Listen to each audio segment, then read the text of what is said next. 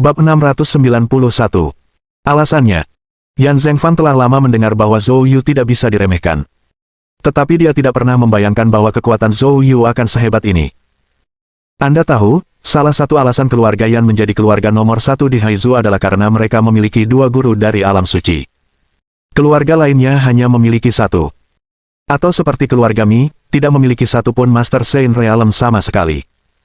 Namun sekarang, dua penguasa alam suci yang mereka banggakan telah dikalahkan oleh Zhou Yu begitu cepat. Ini, pria muda ini sungguh menakutkan. Menekan rasa terkejut dan takut di hatinya, Yan Zhengfang berkata dengan nada galak di luar namun malu di dalam. Zhou Yu, karena kamu tahu bahwa Tuan Muda Li adalah pendukung keluarga Yan kita, kamu masih berani bersikap lancang di sini. Jika kau pergi sekarang, aku bisa berpura-pura tidak terjadi apa-apa. Mata Zhou Yu menyipit. Dia tertawa dingin. Jadi maksudmu, Li Zerui tidak ada di rumah keluarga Yan sekarang? Anda. Wajah Yan Zhengfang berubah warna saat dia buru-buru membuat ancaman. Tuan Muda Li akan segera kembali. Begitu dia kembali, kamu tidak akan bisa pergi meskipun kamu mau. Memukul. Zhou Yu menamparnya tanpa ragu. Yan Zhengfang menjerit memilukan, terlempar ke belakang dan menabrak kerumunan orang keluarga Yan di belakangnya.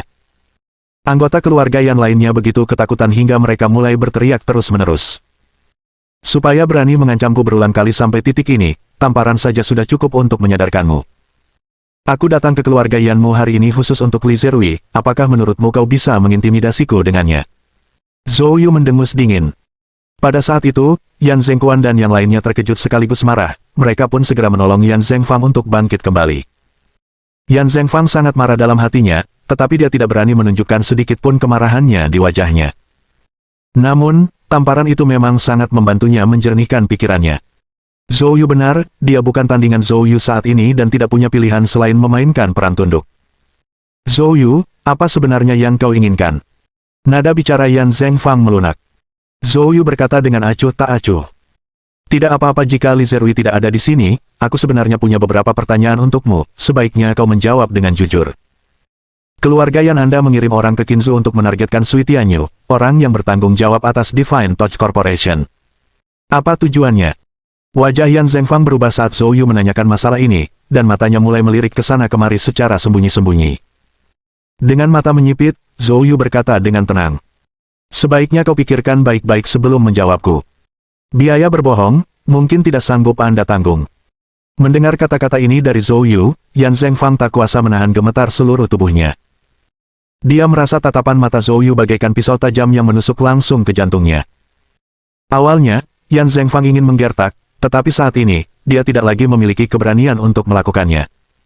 Dia menarik napas dalam-dalam dan berkata, masalah ini, sebenarnya, tidak ada hubungannya dengan keluarga Yan kami hanya bertindak berdasarkan perintah, semuanya diatur oleh perdagangan Tianyu. Perdagangan Tianyu. Alis Zhou Yu berkerut. Apa hubungannya ini dengan perdagangan Tianyu? Qinzu Anda memiliki perusahaan farmasi bernama Fukan Pharmaceutical, Anda seharusnya mengetahuinya. Zhou Yu menyipitkan matanya. Langsung ke intinya. Ketua Fukan Pharmaceutical, Hu Lei, dan seorang anggota dewan bernama Di Geng datang ke kota Sang dan menghubungi Tianyu Commerce, menawarkan 3 produk medis kosmetik Divine Touch Corporation dan formula produksi terkait. Kelompok dagang tersebut sangat tertarik dengan apa yang mereka tawarkan, melihat nilai komersial yang besar di dalamnya, sehingga mereka menerimanya dan memerintahkan keluarga Yan untuk menyelidiki segala sesuatu tentang Divine Touch Corporation secara rahasia. Begitulah kira-kira situasinya. Mendengar ini, cahaya dingin tiba-tiba melintas di mata Zhou Yu. Dia sangat akrab dengan Hu Lei dan Di Geng.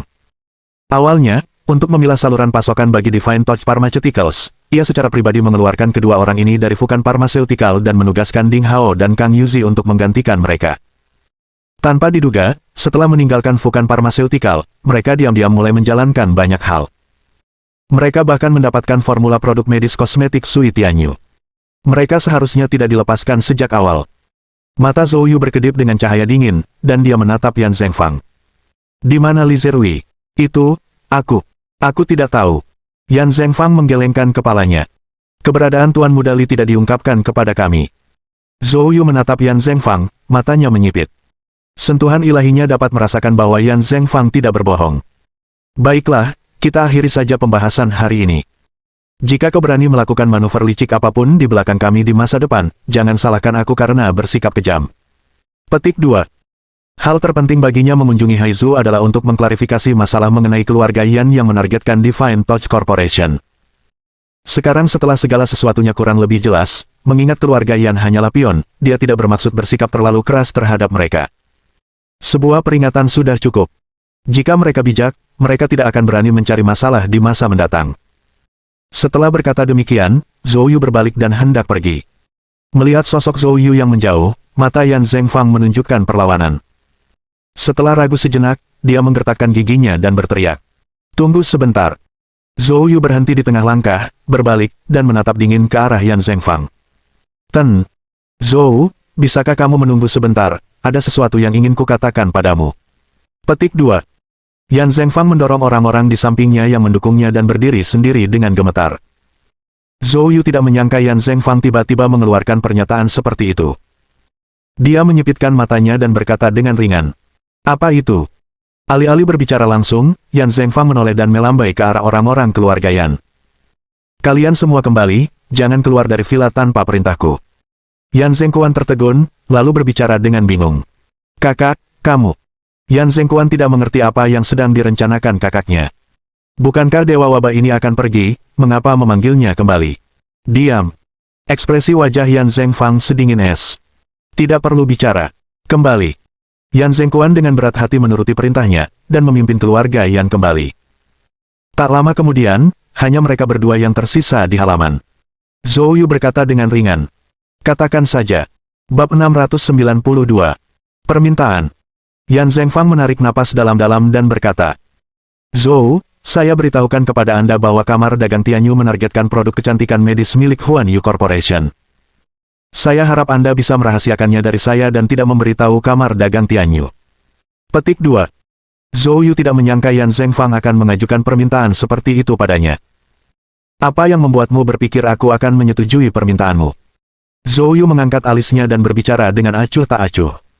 Yan Zhengfang menarik napas dalam-dalam lagi, seolah-olah dia telah membuat keputusan besar, dan berkata. Jika kau bisa merahasiakannya untukku, aku bisa berjanji padamu bahwa keluarga Yan akan memberimu informasi dari kamar dagang Tianyu di masa depan. Zhou Yu terkejut. Dia menyipitkan matanya, menatap Yan Zhengfang. Setahu saya, keluarga Yan Anda bisa mencapai posisi seperti sekarang di Haizu berkat dukungan kamar dagang Tianyu, kan? Dari apa yang kau katakan, sepertinya kau ingin mengkhianati kamar dagang Tianyu. Yan Zhengfang menatap langsung ke mata Zhou Yu, tatapannya tidak menghindar sedikit pun, dan berkata dengan sangat tulus. Zhou, kamu benar. Ini memang berkat jasa kamar dagang Tianyu bahwa keluarga Yan saya bisa sampai sejauh ini. Tapi, kamu hanya melihat kejayaan keluarga Yan di permukaan, tapi kamu tidak tahu kesulitan yang kami hadapi. Kamar dagang Tianyu, untuk mencapai tujuan mereka, tidak pernah benar-benar memperlakukan keluarga Yan saya sebagai manusia. Mereka benar-benar memaksa keluarga Yan saya untuk menentang Gubernur Zhang Zheng, dan bahkan, atas nama keluarga Yan saya, dengan berani mengancam Gubernur Zhang di vilanya. Setelah itu, ketika pavilion bela diri Haizu menekan keluarga Yan kami, Li Zerui bahkan mengambil kesempatan untuk memeras kami. Yan Zhengfang gemetar karena marah saat mengucapkan kata-kata ini. Jelas terlihat seberapa dalam kebenciannya terhadap kamar dagang Tianyu. Emosinya mulai tak terkendali. Itulah gubernur, bagaimanapun juga. Kamar dagang Tianyu, yang berkantor pusat di Shanghai, tentu saja tidak takut menyinggung Gubernur Haizu, tapi bagaimana dengan keluarga Yan saya? Keluarga Yan saya sudah tinggal di Haizu selama beberapa generasi, dan menyinggung gubernur seperti ini sama saja dengan mencari kematian, bukan? Saat nilai keluarga Yan saya habis, saya jamin kamar dagang Tianyu tidak akan ragu meninggalkan kita. Saat itu, apa yang akan digunakan keluarga Yanku untuk menghadapi murka gubernur? Sebenarnya hubungan antara keluarga Yan dan kamar dagang Tianyu adalah hubungan yang saling memanfaatkan. Meskipun Yan Zhengfang sekarang terdengar kesal, beberapa tahun lalu, keluarga Yan juga cukup sering menggunakan kamar dagang Tianyu, itulah sebabnya mereka berkembang begitu cepat. Hanya saja sekarang kamar dagang Tianyu merasa sudah waktunya untuk memanen hasil panen, dan Yan Zhengfang tidak mau dipanen. Secara kebetulan, pada saat ini, Zhou Yu muncul. Jadi, dia memutuskan untuk menggunakan Zhou Yu untuk mengguncang kamar dagang Tianyu. Dan pada saat ini, Zhou Yu juga memahami niat Yan Zhengfang. Jadi, maksudmu kau ingin meredakan konflik dengan Gubernur Zhang melalui aku? Yan Zhengfang tidak menyembunyikannya, dan dia mengangguk. Ya, Tuan. Zhou. Sebenarnya, sejak kejadian di Menara Wanhua, aku ingin sekali mencari kesempatan untuk bicara denganmu, hanya saja, aku belum sempat. Baru saja, ketika kamu melangkah masuk ke gerbang kediaman keluarga Yanku, aku benar-benar merasa bahagia. Akan tetapi, untuk menutup mata dan telinga orang-orang, saya harus bertindak secara paksa seolah-olah memerintahkan serangan terhadap Anda, saya harap, Tuan. Zhou, kamu tidak akan menganggapnya serius. Petik 2. Yan Zhengfang membungkuk meminta maaf kepada Zhou Yu dengan penuh hormat. Zhou Yu menyipitkan mata, menatap pria itu. Dia tidak dapat menahan diri untuk tidak mendesah dalam-dalam. Layak menjadi kepala keluarga nomor 1 Haizu. Dia benar-benar menjadi orang yang licik. Dia yakin perkataan Yan Zhengfang barusan tulus, tetapi dia juga melihat bahwa Yan Zhengfang benar-benar munafik saat ini. Meskipun kata-katanya menyenangkan, kalau saja dia tidak memiliki kekuatan untuk mengalahkan kedua ahli alam suci dari keluarga Yan, kemungkinan besar saat ini, Yan Zhengfang akan dengan gembira mengantarnya untuk menerima hadiah dari Li Zerui. Namun mengetahui hal ini dan tidak mengatasinya, Zhou Yu tidak keberatan. Sejak memasuki kota itu, Zhou Yu mulai memahami secara mendalam bahwa tidak ada musuh abadi, yang ada hanya kepentingan abadi. Selama keluarga Yan dapat melakukan sesuatu untuknya, hal lainnya tidaklah penting. Zhou Yu mengangguk. Saya bisa menyetujui permintaanmu sekarang. Tetapi saya tidak suka orang yang bermain di kedua sisi. Sejauh ini saja, ukur tindakan Anda sendiri. Mendengar kata-kata Zhou Yu, Yan Zhengfang segera mendongak dan berjanji. Zhou, saya mengerti. Silakan tenang. Zhou Yu tersenyum kecil, lalu tiba-tiba mengulurkan tangannya dan meraih bahu Yan Zhengfang. Wajah Yan Zhengfang menampakkan keterkejutan. Zhou, kamu. Namun saat berikutnya, dia merasakan aliran energi lembut memasuki tubuhnya. Saat energi melewati kepalanya, luka di kepalanya yang disebabkan oleh Zhou Yu mulai sembuh dengan kecepatan yang terlihat oleh mata telanjang. Ini sungguh tidak terbayangkan. Pada saat ini, tatapannya ke arah Zhou Yu bagaikan tatapan seorang dewa. Akan tetapi, yang tidak diketahuinya adalah bahwa saat Zhou Yu menyembuhkannya, ia juga meninggalkan jejak esensi roh primordialnya di dalam lautan kesadarannya. Hal ini menjadi mungkin bagi Zhou Yu untuk dilakukan dengan cepat dan tanpa disadari hanya setelah roh primordialnya maju. Setelah meninggalkan jejak esensi roh primordialnya, jika Yan Zhengfang berani bertindak melawannya atau bersikap curang, Zhou Yu akan langsung mengetahuinya. Saat itu akan menjadi akhir bagi Yan Zhengfang. Zhou, kamu terlalu hebat. Yan Zhengfang menatap Zhou Yu dengan kagum. Zhou Yu tersenyum sedikit. Senang bekerja sama. Setelah beberapa patah kata, Zhou Yu meninggalkan kediaman Yan. Setelah meninggalkan kediaman Yan, Zhou Yu langsung menuju Menara Wanhua. Berikutnya, saatnya berurusan dengan Bai Yutang. Bab 693. Situasi keluarga Bai saat ini. Menara Wanhua. Setelah mengusir Zhou Yu, Chen Feihu menjadi gelisah dan cemas. Meskipun dia percaya pada kemampuan Zhou Yu, keluarga Yan telah mendominasi Haizu selama bertahun-tahun, belum lagi dukungan dari Asosiasi Perdagangan Tianyu, bagaimana mungkin dia tidak khawatir. Jika sesuatu terjadi pada Zhou Yu, dia pun akan celaka. Saat dia menunggu dengan cemas, Zhou Yu kembali. Chen Feiyu segera menghela napas lega dan bergegas menyambutnya. Zhou Yu mengangguk acuh tak acuh. Bagaimana dengan Bai Yutang dan Lu Kun? Chen Feiyu dengan cepat menjawab. Aku menguncinya di ruang bawah tanah. Aku memisahkan mereka, terutama Lu Kun, aku mengambil beberapa rantai paduan titanium dan menguncinya. Petik 2. Sekalipun dia adalah penguasa alam suci, dia tidak bisa melepaskan diri. Zhou Yu mengangguk puas, mengakui bahwa Chen Feiyu dapat diandalkan dalam menangani masalah. Bawa aku menemui Bai Yutang. Zhou, silakan ikuti aku. Tak lama kemudian, Chen Feiyu membawa Zhou Yu ke ruang bawah tanah. Di sana, Zhou Yu melihat Bai Yutang. Pada saat itu, dia terikat erat pada sebuah pilar, sudah terjaga, wajahnya penuh amarah. Terutama saat dia melihat Zhou Yu, matanya hampir menyemburkan api. Binatang buas, beraninya kau mengikatku. Tunggu dan lihat, keluarga Baiku tidak akan pernah membiarkanmu pergi. Bai Yutang mengumpat dengan keras. Ekspresi Chen Feiyu menjadi gelap, dan dia melangkah maju dengan tegas sambil mengayunkan lengannya. Tamparan, tamparan, tamparan. Dia menamparkan Bai Yutang beberapa kali ke depan dan belakang, memukulinya hingga dia meludahkan darah dan melihat bintang-bintang. Saat memukulinya, dia bahkan mencuri pandang ke arah Zhou Yu. Melihat wajah Zhou Yu yang tersenyum, dia kemudian merasa tenang dan mengerahkan seluruh tenaganya. Berhenti. Jangan pukul aku lagi. Tak lama kemudian, Bai Yutang menjerit dan memohon belas kasihan. Sialan, seorang tawanan berani bersikap sombong seperti itu. Aku akan menghajarmu sampai mati. Chen Feiyu terus mengumpat dan menendangnya lagi. Setelah putaran pemukulan ini, wajah Bai Yutang hampir tidak dapat dikenali. Zhou Yu mendekati Bai Yutang dan menatapnya dengan acuh tak acuh. Bai Yutang menahan amarahnya, matanya dipenuhi kebencian, tetapi dia tetap diam. Sepertinya kamu tidak ingin berbicara denganku. Kalau begitu aku akan pergi. Kita bisa bicara saat kamu ingin bicara. Petik 2. Zhou Yu berbalik untuk pergi. Jangan, tunggu sebentar. Bai Yutang panik. Zhou Yu berbalik. Mau bicara sekarang. Bai Yutang hampir tersedak amarahnya sendiri, tetapi dalam situasi seperti itu, dia harus menundukkan kepalanya. Dia menggeram. Apa sebenarnya yang kamu inginkan, katakan saja padaku. Zhou Yu mengerutkan kening. Saya tidak suka sikapmu. Kelihatannya enggan sekali. Lupakan. Aku akan kembali ketika sikapmu sudah lebih baik. Petik 2. Bai Yutang hampir menangis.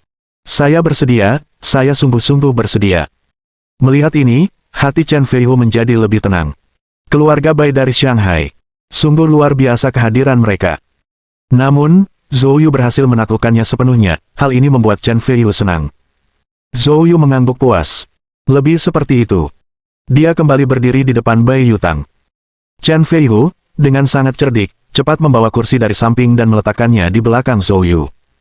Zhou Yu duduk dengan mantap. Ceritakan padaku tentang kondisi majikan lama keluarga Bai.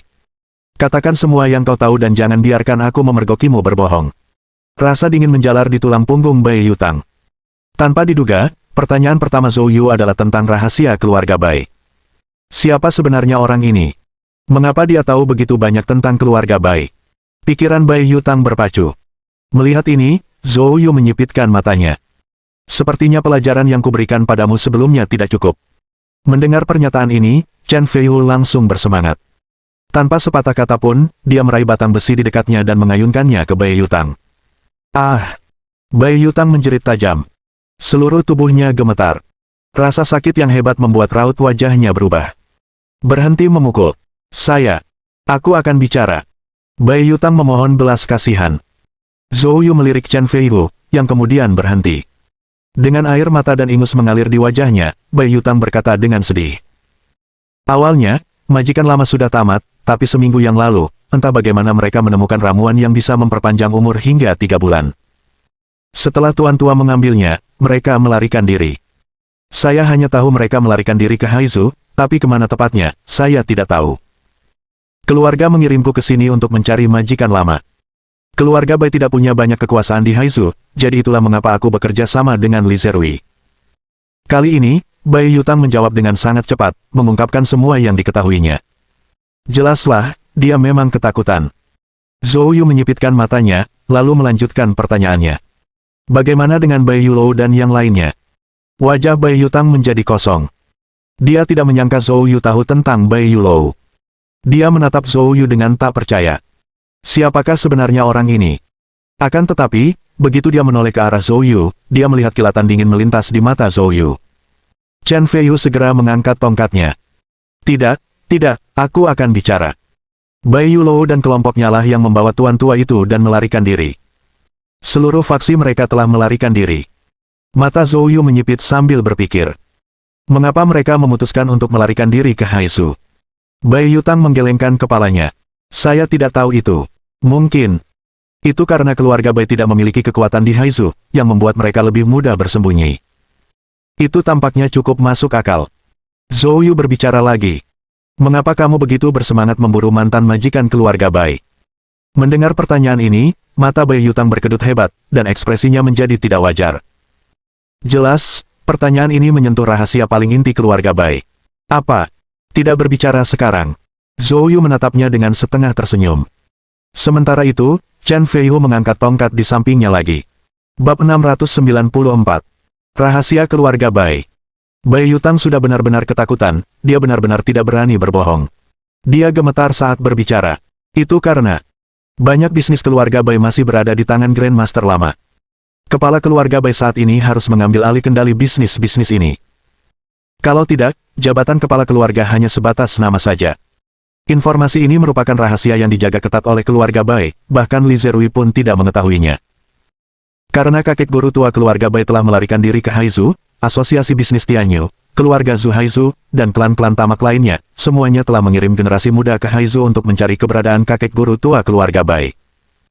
Tujuan mereka adalah untuk menemukan kakek tua dari keluarga Bai dan menggunakan hidupnya untuk bernegosiasi dengan kepala keluarga Bai saat ini demi keuntungan. Secara tidak sadar, mereka percaya bahwa karena guru besar lama keluarga Bai telah melarikan diri dalam keadaan yang menyedihkan, itu berarti ia telah kehilangan kekuasaan sepenuhnya dan, kalaupun ada nilainya, itu tidaklah signifikan. Oleh karena itu, keluarga-keluarga dan kekuatan-kekuatan besar ini semuanya memperlakukan masalah ini sebagai pelatihan bagi generasi muda mereka dan dengan suara bulat mengirim orang-orang muda untuk menanganinya. Tetapi jika mereka mengetahui bahwa kakek tua itu masih mengendalikan sejumlah besar aset keluarga Bai, situasinya akan berubah. Saat itu, kekuatan yang jauh lebih besar akan terlibat, keluarga Bai akan berada dalam bahaya besar, bahkan menghadapi bahaya perpecahan. Mendengar ini, Zhou Yu kurang lebih memahami situasi keluarga Bai. Dia merenung sejenak, lalu menatap ke arah Chen Feihu. Lepaskan dia. Chen Feihu segera menurutinya, datang untuk melepaskan tali pada Bai Yutang.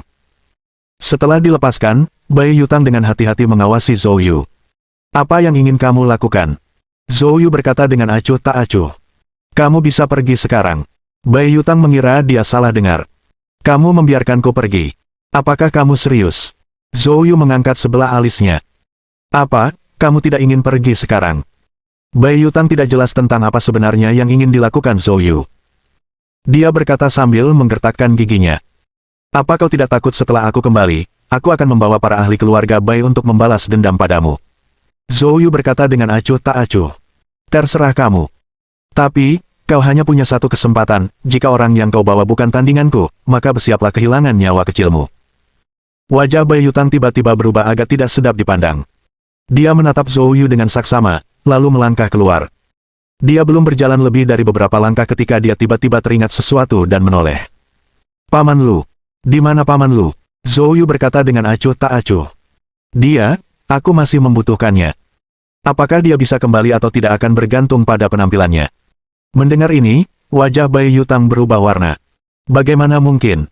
Tanpa Paman Lu yang melindungiku, aku hampir tidak bisa bergerak sedikit pun di Haizu. Zhou Yu menyipitkan matanya. Itu bukan urusanku, kalau kau terus bicara omong kosong, lebih baik kau tetap di sini saja. Bai Yutang yang ketakutan, menciutkan lehernya dan tidak berani berbicara lebih jauh, bergegas pergi. Setelah Bai Yutang pergi, Chen Feihu ragu sejenak, lalu bertanya. Zhou, apakah kamu benar-benar membiarkannya pergi begitu saja? Dia baru saja memukuli Bai Yutang dengan keras, dan jika Bai Yutang memutuskan untuk membalas, dia pasti sudah mati. Zhou Yu melihat kekhawatiran Chen Feihu secara sekilas. Katanya dengan santai. Jangan khawatir, selama kamu masih menjadi laki-lakiku, kamu tidak akan mendapat masalah. Baiklah, bawa aku ke yang satunya. Chen Feihu cepat-cepat mengangguk. Tak lama kemudian, mereka tiba di ruang bawah tanah lainnya. Zhou Yu melihat Lu Kun. Melihatnya, Zhou Yu tidak dapat menahan tawa dan menangis. Chen Feihu, untuk mencegah Lu Kun melarikan diri, sebenarnya telah menggunakan rantai titanium untuk membungkus Lu Kun seperti Zonzi, hanya kepalanya yang terlihat. Dia mendekati Lu Kun dan menemukannya masih pingsan. Zhou Yu segera berkata, lepaskan dia. Chen Feihu dengan cepat menyuruh seseorang melepaskan rantai Lu Kun. Zhou Yu meraih pergelangan tangan Lu Kun, memeriksanya, lalu menuliskan resep dan menyerahkannya kepada Chen Feihu. Siapkan resep ini segera. Chen Feihu segera mengangguk, mengambil resep, lalu berlari. 1 jam kemudian, bahan-bahan yang tercantum pada resep semuanya disiapkan dan diseduh, lalu disajikan kepada Zhou Yu. Zhou Yu mencengkeram pergelangan tangan Lu Kun, dan perlahan-lahan mengalirkan ki sejati kayu Yi ke dalam tubuhnya. Tak lama kemudian, Lu Kun terbangun. Dia perlahan membuka matanya, tatapannya dipenuhi kebingungan. Keadaan ini berlangsung selama 1 menit penuh sebelum matanya berangsur-angsur menjadi jernih. Ketika dia melihat Zhou Yu di depannya, Lu Kun langsung menunjukkan ekspresi marah. Nak, apa yang kau lakukan pada Yutang? Zhou Yu berkata dengan acuh tak acuh. Pak Tua Lu, jangan khawatir, aku sudah melepaskannya. Adapun kemana dia pergi, saya tidak tahu. Apakah kau pikir aku akan percaya apa yang kau katakan? Lu Kun meraung. Zhou Yu berkata dengan acuh tak acuh. Percaya atau tidak, itu terserah Anda. Sekarang, mari kita bicarakan masalahmu. Petik 2. Apakah kamu ingin hidup, atau kamu ingin mati? Lu Kun penuh amarah. Nak, bunuh atau lukai aku sesukamu, tapi kalau kau ingin mendapatkan sesuatu dari mulutku, aku harus katakan terus terang, itu mustahil, tidak mungkin. Zhou Yu tertawa dan berkata, kamu salah. Apa yang ingin ku ketahui, Bai Yutang sudah memberitahuku semuanya. Aku tidak ingin bertele-tele denganmu lagi, jika kamu ingin hidup, kamu harus setuju melakukan satu hal untukku. Jika kamu memilih untuk mati, aku akan mengabulkan keinginanmu. Tapi, aku tidak akan membiarkanmu mati dengan bermartabat. Aku punya banyak teknik jiwa, dan aku akan mencoba masing-masing teknik itu padamu sampai jiwamu tak sanggup lagi menanggungnya. Petik 2. Kurasa aku sudah menjelaskannya dengan cukup jelas. Sekarang, pilihanmu. Mendengar kata-kata Zhou Yu, wajah Lu Kun menjadi sangat muram. Jika diberi pilihan, siapa yang akan memilih mati? Akan tetapi, dia tidak dapat memahami apa sebenarnya rencana Zhou Yu. Hatinya penuh perjuangan. Pada saat ini, Zhou Yu berkata dengan acuh tak acuh. Waktuku sangat berharga, aku tidak tertarik menyia-nyiakannya bersamamu. Saya beri Anda waktu 1 menit lagi untuk memutuskan. Petik 2. Jika masih belum ada keputusan, maka aku akan berasumsi kamu memilih yang terakhir. Lu Kun, marah, menggertakkan giginya dan berkata, apa yang kamu ingin aku lakukan? Bab 695. Pukul aku. Zhou Yu tidak menjawabnya, tetapi menyerahkan obat yang dikirim Chen Feiyu kepada Lu Kun. Minumlah ini. Lu Kun melihat sup obat di tangan Zhou Yu dan dia berkata sambil tertawa mengejek. Nak, setelah semua tipu daya ini, bukankah kau ingin membunuhku? Mengapa harus repot-repot seperti ini? Serang saja aku secara langsung. Zhou Yu berkata dengan acuh tak acuh. Karena kamu tidak takut mati, apakah kamu takut meminum ini? Atau kau hanya berpura-pura tangguh padaku, berharap aku akan membiarkanmu pergi karena kau seorang pemberani? Jika itu yang kau pikirkan, aku sarankan kau untuk tidak naif. Kamu. Lu Kun sangat marah mendengar kata-kata Zhou Yu hingga seluruh tubuhnya gemetar. Dia memaksakan tawa getir. Aku tidak pernah membayangkan, Lu Kun, yang telah berjaya sepanjang hidupku, akan berakhir mati di tangan junior yang tidak tahu malu sepertimu. Begitulah takdir, kurasa. Dengan itu, dia mengambil sup obat dari tangan Zhou Yu dan meneguknya sekaligus. Retakan. Dia dengan keras membanting mangkuk itu ke tanah, hingga hancur. Kemudian, dengan mata dingin, dia menatap Zhou Yu. Namun, Zhou Yu tersenyum padanya. Beberapa menit kemudian, ekspresi marah di wajah Lu Kun tiba-tiba berubah menjadi keheranan. Ekspresinya berubah saat dia merasakan tubuhnya. Dia merasakan kekuatan obat yang lembut mengalir di dalam dirinya. Dimanapun kekuatan obat itu menjangkau, luka-luka dalam tubuhnya mulai sembuh. Terutama pada titik di lautan kesadarannya yang telah diserang oleh roh primordial Zhou Yu, di mana penyembuhannya paling nyata. Lu Kun memandang Zhou Yu dengan kaget. Apa yang kau suruh aku minum? Zhou Yu berkata dengan acuh tak acuh. Pengobatan spiritual yang menyembuhkan luka-luka di lautan kesadaran Anda. Saya merumuskannya sendiri. Lu Kun benar-benar terkejut. Apa sebenarnya yang sedang kamu coba lakukan? Mengapa menyelamatkanku? Zhou Yu berkata sambil tersenyum. Sederhana saja, aku ingin kau melakukan sesuatu untukku setelah lukamu sembuh. Lawan aku. Mendengar kata-kata ini, Lu Kun benar-benar tercengang. Dia pikir dia punya masalah dengan telinganya. Bertarung denganmu. Apa sebenarnya yang kamu inginkan? Lu Kun mengira Zhou Yu hanya menggodanya, dan wajahnya tak pelak lagi menampakkan kemarahan. Apakah aku kurang jelas? Zhou Yu mengangkat alisnya. Kalau begitu, biar aku jelaskan lebih rinci. Aku ingin kau menggunakan pedang 3 jari untuk menyerangku dengan sekuat tenaga. Lu Kun terkejut. Apakah kamu serius? Tentu saja. Setelah mengatakan itu, Zhou Yu memeriksa kondisi Lu Kun. Kamu sudah pulih dengan cukup baik, bukan? Kamu bisa menyerang sekarang, arahkan seranganmu ke dadaku dengan kekuatan penuh. Setelah berbicara, Zhou Yu melangkah mundur dan kemudian melakukan teknik kuali emas. Zhou Yu sengaja menyesuaikan fokus pertahanan teknik kuali emas, memusatkan semua kekuatan pertahanan di dadanya. Melihat ini, Lu Kun menyadari bahwa Zhou Yu tidak bercanda, dia serius. Meskipun dia tidak tahu apa yang ingin dilakukan Zhou Yu. Itu tidak lagi penting. Kilatan dingin melintas di mata Lu Kun. Karena kamu mencari kematian dengan sukarela, jangan salahkan aku, katanya. Setelah berbicara, dia perlahan mengulurkan 3 jarinya. Dalam sekejap, gangjin yang sangat kental muncul di ujung jarinya. Tiba-tiba dia menunjuk dengan 3 jarinya. Cepat. Gangjin yang sangat padat langsung menembus udara, menyambar dada Zhou Yu bagai kilat. Bang! Hantu kuali emas berwarna merah darah di dada Zhou Yu langsung hancur, dan sosoknya terhuyung mundur 5 langkah sebelum berhenti. Akan tetapi, wajahnya berubah pucat, dan tak lama kemudian, jejak darah mengucur dari sudut mulutnya. Melihat ini, Lu Kun mencibir dan berkata, "Apakah kamu masih ingin melanjutkan?" Zhou Yu terdiam sejenak untuk mengatur napasnya, lalu sekilas kilatan kegembiraan melintas di matanya. Dia mengangkat kepalanya dan mengucapkan dua kata. "Melanjutkan." Lu Kun mengerutkan keningnya, dan tanpa berkata apa-apa lagi, dia melancarkan serangan 3 jari berkekuatan penuh lainnya. Bang! Kali ini, Zhou Yu didorong lebih jauh ke belakang. Kulitnya menjadi pucat pasi dan darah terus mengalir dari mulutnya. Dia sekali lagi mengucapkan dua kata ini. Jika pada awalnya, mata Lu Kun dingin, marah, dan dipenuhi keinginan untuk membunuh Zhou Yu, sekarang matanya telah berubah. Bahkan tangannya pun ragu-ragu saat ia bergerak. Itu benar-benar karena dia tidak dapat memahami apa yang Zhou Yu coba lakukan. Hal yang tidak diketahui adalah yang paling menakutkan. Saat dia melancarkan serangan ketiga, tangannya bahkan gemetar. Meski begitu, dia tetap bergerak. Bang! Kali ini, Zhou Yu tidak dapat bertahan lebih lama lagi. Sosoknya bergetar dan dia terjatuh ke tanah. Menahan 3 serangan terkuat dari ahli alam suci tengah, dan Zhou Yu hanya menggunakan kuali emas untuk pertahanan, luka-lukanya sebenarnya sangat parah. Hanya dia. Pakar bawaan besar lainnya pasti sudah lama meninggal. Bahkan seorang penguasa di kerajaan yang sama akan terluka parah. Pada saat ini, Zhou Yu berjuang untuk duduk di tanah. "Penatua Lu, pulihkan kekuatanmu dulu, tunggu aku sebentar," katanya. Setelah berbicara, Zhou Yu sepenuhnya mengabaikan Lu Kun dan mulai menutup matanya untuk menyembuhkan luka-lukanya. Melihat ini, Lu Kun tertegun. Perjuangan terpancar di matanya. Pada saat ini, Zhou Yu sama sekali tidak berdaya, dan jika dia melancarkan serangan diam-diam, Zhou Yu niscaya akan mati. Tetapi begitu pikiran ini muncul, Lu Kun merasakan firasat buruk.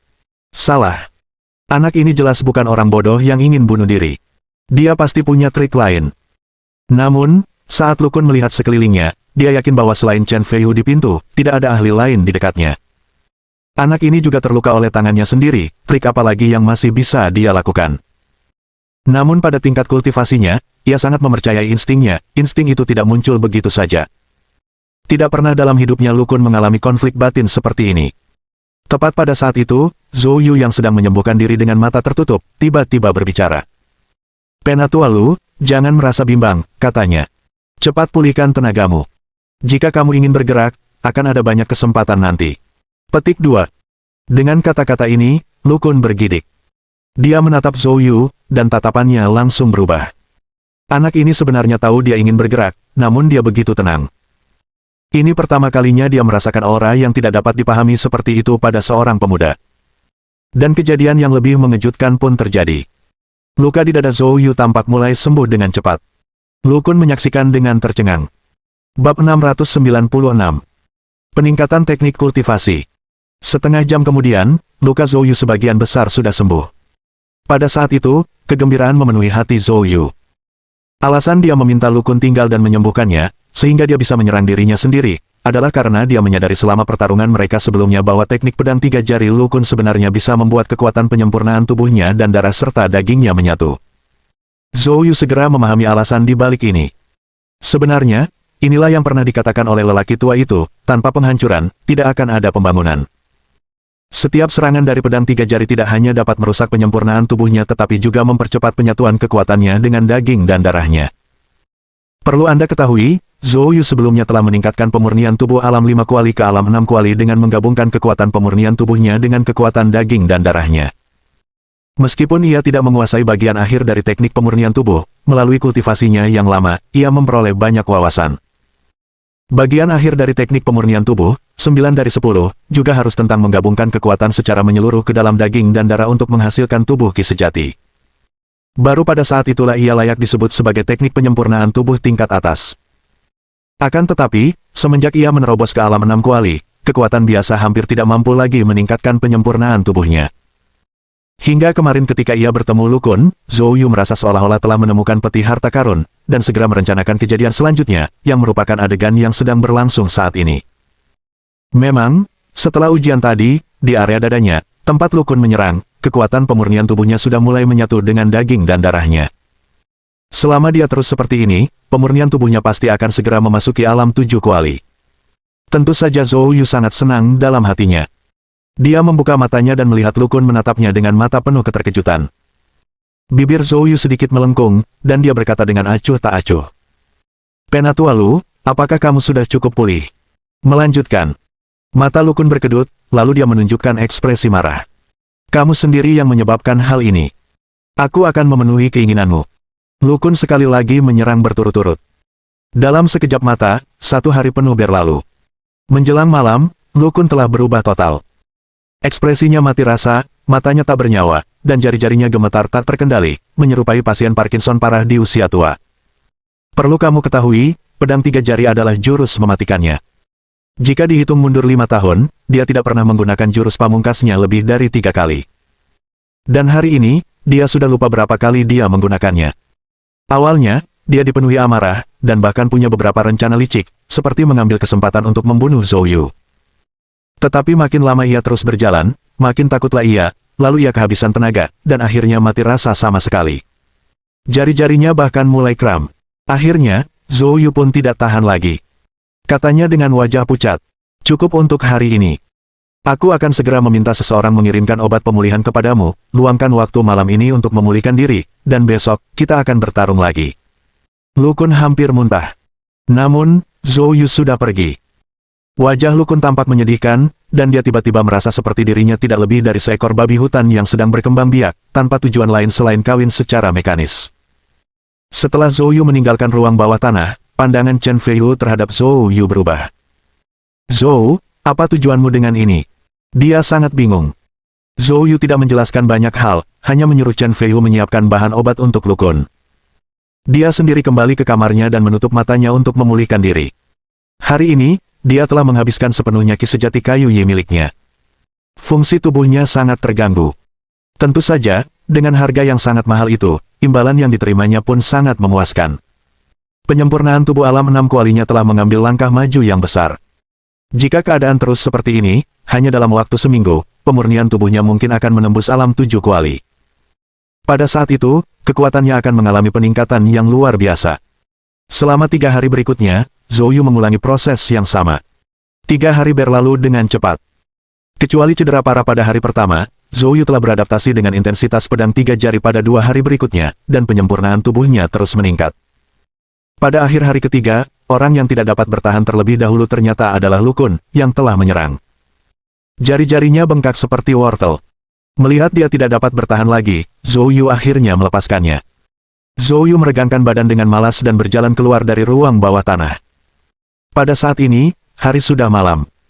Keruntuhan di puncak Menara Wanhua telah diperbaiki, dan bisnis telah dilanjutkan. Pada saat ini, tempat itu ramai dengan kerumunan orang yang ramai. Tepat saat Zhou Yu hendak naik ke atas untuk beristirahat, dia tiba-tiba melihat seseorang berjalan ke arahnya dengan wajah tersenyum. Itu Hesu. Karena tidak melihatnya selama beberapa hari, Hesu tampak lebih berseri-seri. Dia mengenakan rok mini hitam dan sepasang sepatu kulit kecil, memperlihatkan kaki indah dan indah yang ramping dan montok. Atasan lengan pendeknya yang ketat menonjolkan bentuk tubuhnya yang penuh dan menawan, gemetar setiap kali ia melangkah. Tatapan mata Zhou Yu lurus. Di dalam hatinya, panas yang dahsyat dan tak terkendali melonjak maju. Hesu menghampiri Zhou Yu sambil tersenyum lebar. "Zhou Yu, sudah beberapa hari tidak bertemu denganmu, apa kau merindukanku?" tanyanya. Tanpa berkata sepatah kata pun, Zhou Yu menggendong Hesu dan menuju ke atas. Hesu terkejut, tetapi saat merasakan panas dari tubuh Zhou Yu, dia tiba-tiba menyadari sesuatu dan rona malu muncul di wajahnya. Zhou Yu menyerbu ke dalam kamar dan langsung melemparkan Hesu ke tempat tidur. Tak lama kemudian, ruangan itu dipenuhi suara-suara semangat yang bergejolak. 2 jam kemudian, Zhou Yu terbaring telanjang, setengah bersandar di kepala tempat tidur. Dan Hesu, seperti anak kucing kecil, meringkuk dalam pelukannya, dahinya berkeringat. Zhou Yu menatap Hesu dalam pelukannya. Dia tidak dapat menahan diri untuk mendesah dalam hatinya. Pesona rubah perak hati, kecantikan alami. Meskipun dia berusaha keras mengendalikan diri, kadang-kadang sangat sulit untuk menolaknya. Terutama setelah kecelakaan itu, Zhou Yu sudah tidak bisa menahan diri lagi. Zhou Yu membelai rambut Hesu dan bertanya, "Kakak Su, bagaimana kabar keluargami?" Hesu menjawab dengan lembut, "Situasi di keluargami untuk sementara sudah stabil. Mi Yufu telah melepaskan posisinya sebagai kepala keluarga, dan Milan telah menjadi kepala keluarga yang baru." Petik 2. Aku sudah meminta Chu Zeng dan yang lainnya untuk tinggal di keluargami untuk saat ini, membantu Milan untuk mengintimidasi para tetua keluarga Mi. Tapi ini bukan solusi jangka panjang. Lagi pula, fondasi Milan terlalu lemah. Tanpa tindakan pengendalian yang mutlak, hanya masalah waktu sebelum Miufu dan yang lainnya mulai menimbulkan masalah. Petik 2. Jadi, Milan dan aku datang kepadamu hari ini untuk membahas masalah ini. Zhou Yu terkejut. Kamu datang bersama Milan. Di mana dia? Tersipu, Hesu berkata. Kami sepakat untuk datang menemuimu setelah jam 9. Petik 2. Sedikit merindukanmu, jadi aku. Mendengar ini, Zhou Yu langsung mengerti. Dia terkekeh sambil melihat waktu. Masih ada setengah jam lagi.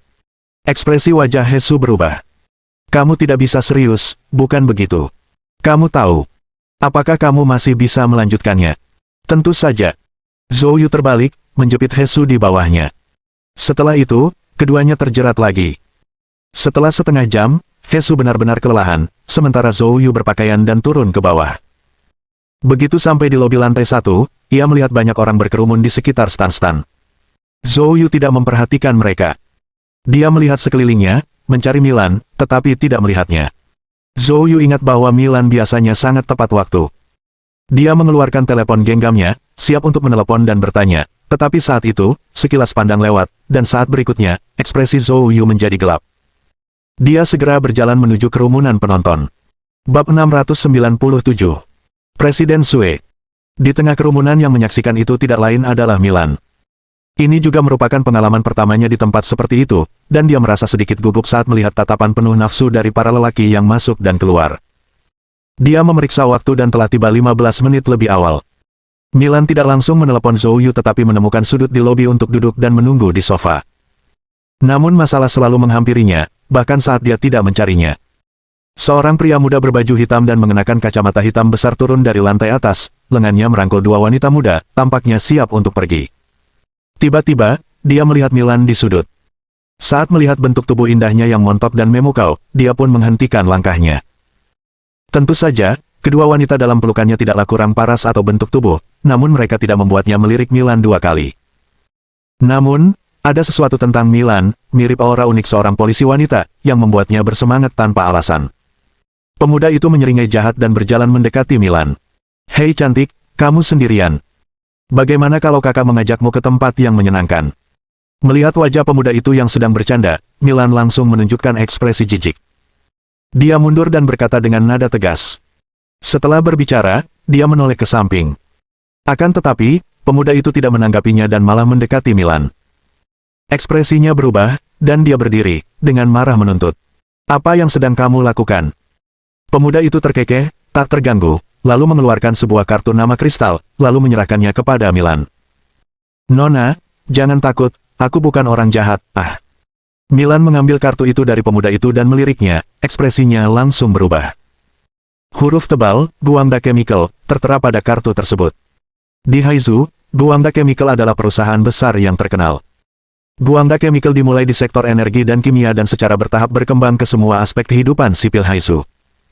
Berbeda dengan perusahaan internet dan keuangan yang muncul dalam beberapa tahun terakhir. Guangda Chemical adalah perusahaan manufaktur murni, dan dalam hal ketenagakerjaan dan perpajakan, perusahaan ini merupakan pemain utama di Haizu. Di Haizu, Guangda Chemical Group merupakan perusahaan raksasa. Ia, bersama dengan kekuatan keluarga tradisional keluarga Yan dan perusahaan baru representatif Yu Huaicheng, berdiri sebagai salah satu entitas terkuat di Haizu. Dan pemuda di depannya ini, bernama Sue Yunxiang, adalah manajer umum Guangda Chemical. Meskipun ini pertama kalinya Milan bertemu Sue Yunxiang secara langsung, dia sudah lama mendengar tentang ketenarannya. Dia adalah putra dari ketua Guangda Chemical Group. Milan mungkin tidak memiliki kesan yang baik terhadap pria ini, tetapi sebagai kepala keluarga Mi yang baru diangkat, dia memikul beban keluarga. Karena itu, dia tidak berani menyinggung Sue Yunxiang. Mengambil napas dalam-dalam, Milan memaksakan senyum dan berkata dengan sopan. Jadi ini manajer umum Sue. Saya minta maaf atas pelanggaran yang saya buat. Sue Yunxiang terkekeh. Tidak masalah. Siapa namamu, cantik?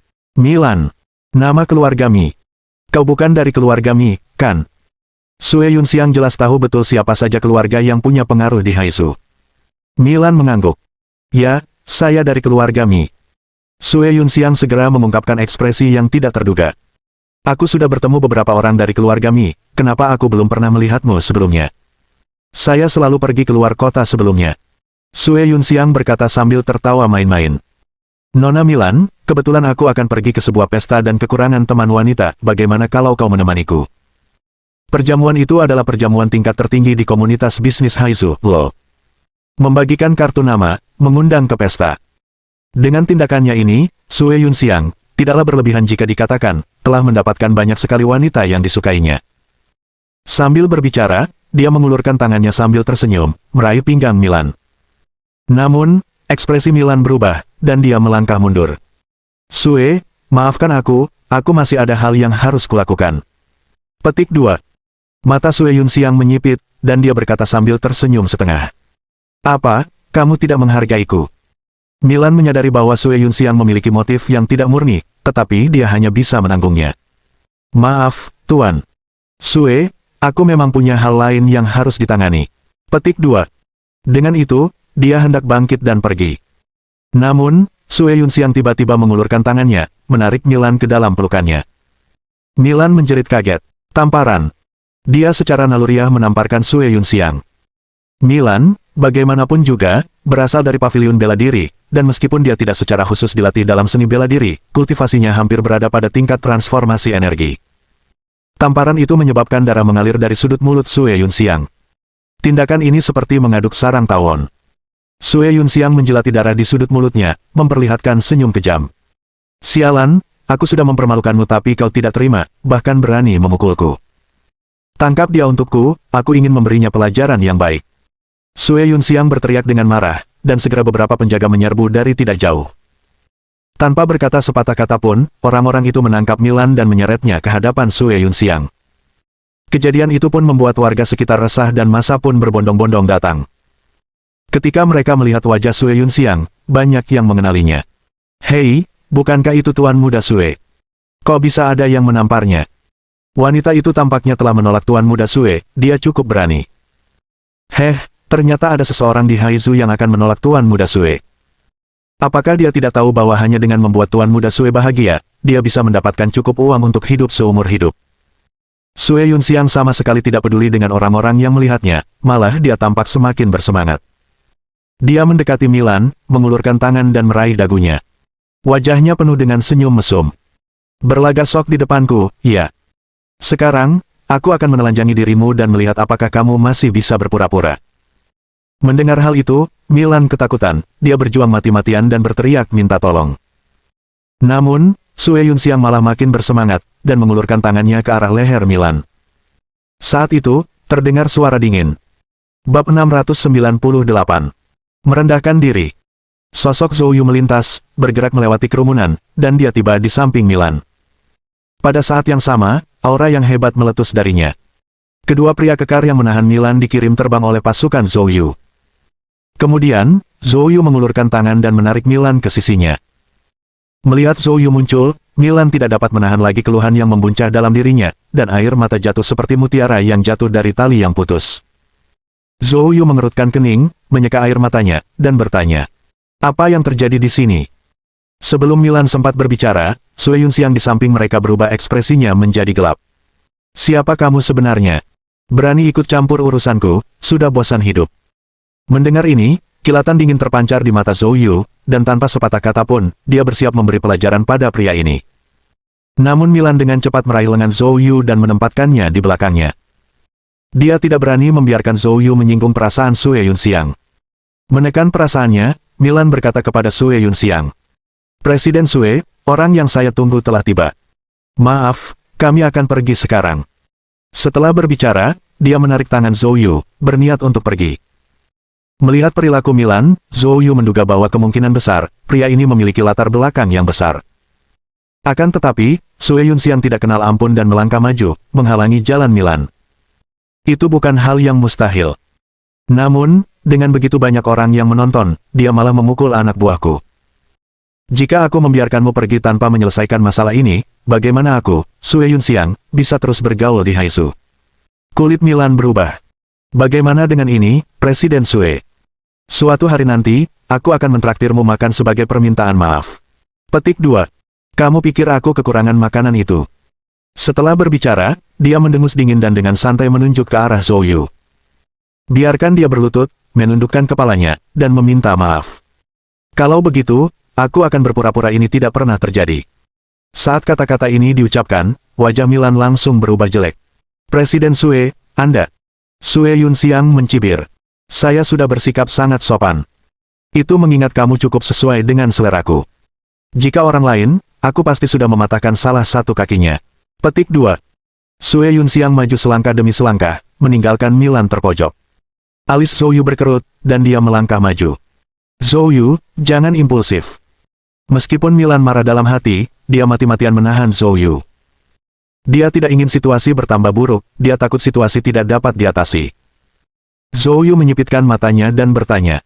Milan berbisik. Dia Sue Yunxiang, putra ketua Guangda Chemical. Guangda Chemical adalah perusahaan manufaktur terbesar di Haizu, perusahaan terkemuka di Haizu. Guangda Chemical memiliki skala yang sangat besar, dengan lebih dari 500.000 karyawan, kekuatan mereka jauh lebih besar daripada keluarga Yan dari Haizu. Petik 2. Alis Zhou Yu terangkat. Jadi, dia adalah tuan muda Guangda Chemical. Tidak heran dia begitu sombong. Petik 2. Sue Yunxiang mendengus. Sekarang berlututlah dengan cepat dan minta maaf dengan benar.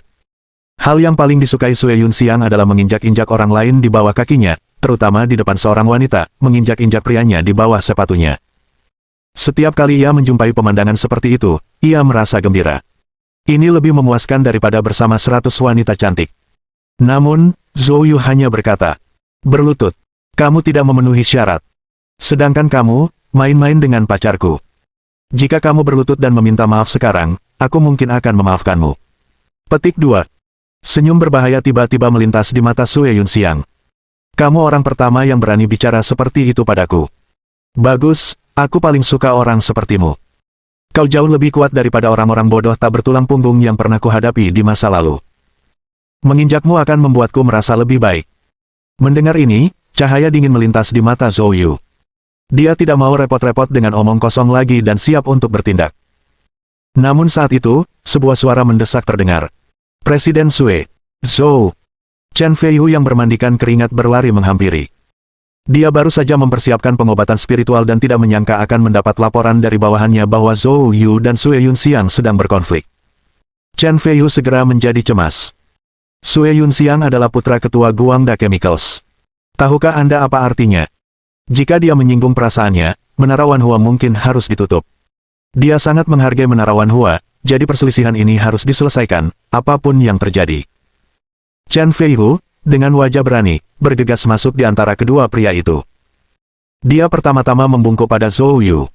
Zhou, tolong jangan marah. Serahkan masalah ini padaku. Petik 2. Kemudian dia menoleh ke Sue Yunxiang dengan senyum yang menjilat.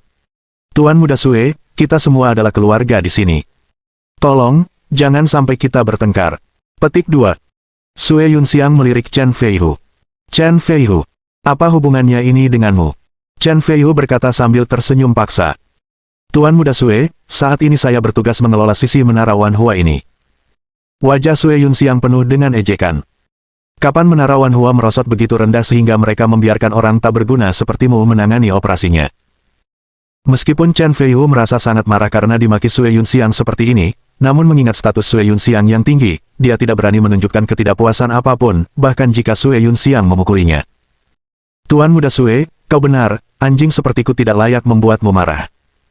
Baiklah, silakan datang ke ruang pribadi di lantai atas. Tidak peduli seberapa marahnya kamu, aku akan bersujud dan meminta maaf padamu. Petik 2. Harus dikatakan bahwa Chen Feihu cukup menjilat dan cukup memberi muka pada Sue Yunxiang. Memukul. Sue Yunxiang menamparkan wajah Chen Feihu. Sialan, apa kau tidak punya cermin untuk melihat siapa dirimu? Apakah menurutmu kau layak membuatku bergerak? Saya tegaskan di sini hari ini, jika anak ini tidak berlutut dan meminta maaf, masalah ini tidak akan terselesaikan. Chen Feihu memegangi wajahnya, tampak amat sedih. Meskipun dia begitu rendah hati, Sue Yunxiang tidak menunjukkan niat untuk mundur sedikitpun. Dan dari nada bicara dan sikap Sue Yunxiang, jelas terlihat bahwa ia menganggap Chen Feihu tidak berarti apa-apa. Chen Feihu merasa ingin menangis tetapi tidak ada air mata yang keluar. Pada saat itulah Zhou Yu angkat bicara. Kamu ditampar dan bahkan tidak bisa kentut. Zhou, aku. Bagaimanapun dia memukulmu, kamu tetap harus memukul balik, dan hukumannya harus 2 kali lipat. Wajah Chen Feiyu tampak getir. Dia berharap dia bisa. Namun dia tidak punya nyali. Apa yang kau takutkan dariku di sini? Kalau kau tidak berani bertindak, jangan coba-coba bergaul denganku lagi, kata Zhou Yu acuh tak acuh. Bab 699. Aku ada sesuatu yang ingin aku bicarakan dengannya. Maksud dari kata-kata Zhou Yu jelas, dia akan mendukung Chen Feiyu. Tak peduli apapun, Chen Feiyu adalah tokoh utama di dunia bawah Haizu. Dia tidak berani menyerang sebelumnya hanya karena dia benar-benar tidak mampu menyinggung Sue Yunxiang. Namun kini, kata-kata Zhou Yu telah memberinya keyakinan yang dibutuhkannya. Brengsek. Bagaimanapun, itu hanyalah kematian. Kemarahan yang ditekan Chen Feiyu saat itu meledak sepenuhnya. Dia berbalik, melangkah maju, dan langsung mencengkeram keras Sue Yunxiang. Matanya hampir menyemburkan api. Sue Yunxiang tertegun sejenak. Jelas, dia tidak menyangka bahwa satu kalimat pun dari Zhou Yu dapat membuat Chen Feiyu begitu berani. Setelah mendapatkan kembali ketenangannya, dia meraung. Sialan, apa yang tak berani kulakukan? Chen Feiyu mengumpat dengan marah dan pada saat yang sama, dia mengayunkan lengannya dan menamparnya. Memukul. Tamparan keras itu membuat Sue Yunxiang terguncang. Darah mengalir keluar dari mulutnya, menciprati kemeja bagusnya. Satu tamparan tidak cukup bagi Chen Feiyu. Pukul keras. 2 tamparan lagi menyusul. Lalu dia menjatuhkan Sue Yunxiang ke tanah. Persetan dengan ibumu. Sue Yunxiang sangat marah. Putra ketua Guangda Chemical, bahkan gubernur provinsi bersikap sopan kepadanya dimanapun di Haizu. Namun hari ini, seorang penjahat jalanan telah memukulinya secara terbuka hingga sampai ke tahap ini. Tidak akan pernah membiarkan ini berlalu. Chen Feiyu hendak berhenti ketika matanya menyipit mendengar ucapan itu. Tidak ada tindakan setengah-setengah sekarang. Sejak dia memulainya, dia mungkin juga akan memukulinya sampai mati. Jika Zhou Yu tidak dapat melindunginya pada akhirnya, mengorbankan nyawanya sendiri pun tidak akan menjadi suatu kerugian. Dengan pikiran itu, Chen Feiyu menyerang lagi dan menginjak kepala Sue Yunxiang 2 kali. Sue Yunxiang sudah benar-benar kacau balau. Bang! Chen Feiyu menendangnya lagi. Sue Yunxiang tidak dapat menyelesaikan kalimatnya dan pingsan. Melihat Sue Yunxiang tergeletak dalam genangan darah, Chen Feiyu terlambat menyadarinya, matanya berkedut, dan dia segera berlari ke Zhou Yu. Zhou, apakah aku melangkah terlalu jauh? Zhou Yu tersenyum tipis dan berkata. Mendengar ini, Chen Feiyu langsung menghela napas lega. Zhou, apa yang harus kita lakukan sekarang? Jika dia bangun, dia pasti akan menimbulkan masalah. Zhou Yu tersenyum tipis. Dia belum selesai berbicara ketika tiba-tiba, sebuah teriakan marah terdengar. Berani sekali kau menghajar Sue Yunxiang sampai seperti ini. Mendengar ini, Zhou Yu menoleh untuk melihat. Seorang tetua muncul dari tengah kerumunan dan melangkah maju, dengan luar biasa memisahkan para penonton dari kedua sisi. Dan mengikutinya adalah Jiang Xin, yang baru saja mereka temui beberapa hari lalu. Chen Feiyu tidak mengenali Jiang Xin dan saat melihat seseorang menimbulkan masalah, wajahnya langsung menjadi gelap. Dari mana kamu muncul? Sebelum dia bisa menyelesaikannya, Zhou Yu menghentikannya. Zhou Yu terkejut dan berseru. Nona Jiang, apa yang Anda lakukan di sini? Jiang Xin, yang tidak terlalu memikirkan Zhou Yu, menanggapi dengan wajah tegas. Apakah kamu tahu siapa dia? Bagaimana bisa kau memukulnya dengan keras? Zhou Yu mengangguk dan berkata, aku tahu. Mengetahui hal itu, kau masih berani bersikap sombong. Jiang Xin melotot marah. Zhou Yu dengan tenang menjawab. Dia yang pertama kali cari masalah sama pacarku. Jika aku bahkan tidak kentut, apakah aku masih dianggap seorang pria? Jiang Xin, melihat Zhou Yu masih tampak benar, tiba-tiba membentak. Baiklah, kamu benar. Kamu sudah memukulinya seperti ini, dan jika Petrokimia Guangda datang mencari masalah, aku tidak akan membantumu lagi. Bahkan jika Paman Zhang Zheng secara pribadi memintaku, aku tidak akan membantumu. Zhou Yu mengangkat sebelah alisnya. Hanya seorang Petrokimia Guangda, apakah kau pikir aku akan takut? Teruslah membual, kata Jiang Xin dengan wajah penuh penghinaan. Zhou Yu dengan tenang berkata, saya tidak mau berdebat dengan Anda, tunggu saja dan lihat. Meskipun Jiang Xin bersikap buruk terhadapnya, Zhou Yu tidak menyimpannya dalam hati, mengingat Jiang Xin pernah menolongnya di masa lalu. Nona muda ini tidak punya waktu untuk menunggu dan melihat. Apa hubungan hidup dan matimu denganku? Tapi, aku punya urusan yang sangat penting dengannya, dan sekarang kau malah memukulinya seperti ini. Bagaimana dengan urusanku? Jiang Xin berkata dengan dingin. Zhou Yu penasaran dan bertanya, "Untuk apa kau membutuhkan tuan muda ini?" Jiang Xin begitu marah hingga dia tampak seperti bisa menyemburkan api. Melihat reaksi Jiang Xin, Zhou Yu menyadari bahwa dia mungkin memang memiliki beberapa masalah penting. Zhou Yu mendesah, "Ayo kita lakukan ini, di sini terlalu ramai. Bagaimana kalau kita cari tempat lain untuk ngobrol?" Jiang Xin mendengus dingin tetapi tidak menolak. "Pimpin jalan." Chen Feiyu buru-buru menuntun Zhou Yu dan Jiang Xin ke atas. Saat menaiki tangga, Chen Feiyu bertanya dengan tenang, "Zhou, bagaimana dengan Sue Yun Xiang? Dia akan segera bangun dan pasti mencari orang-orang. Kalau begitu biarkan dia mencarinya, ini hanya masalah waktu," ujar Zhou Yu dengan acuh tak acuh. Chen Feiyu menarik napas dalam-dalam dan melirik Jiang Xin. "Zhou, siapa dia?" "Putri Wali Kota Shanghai."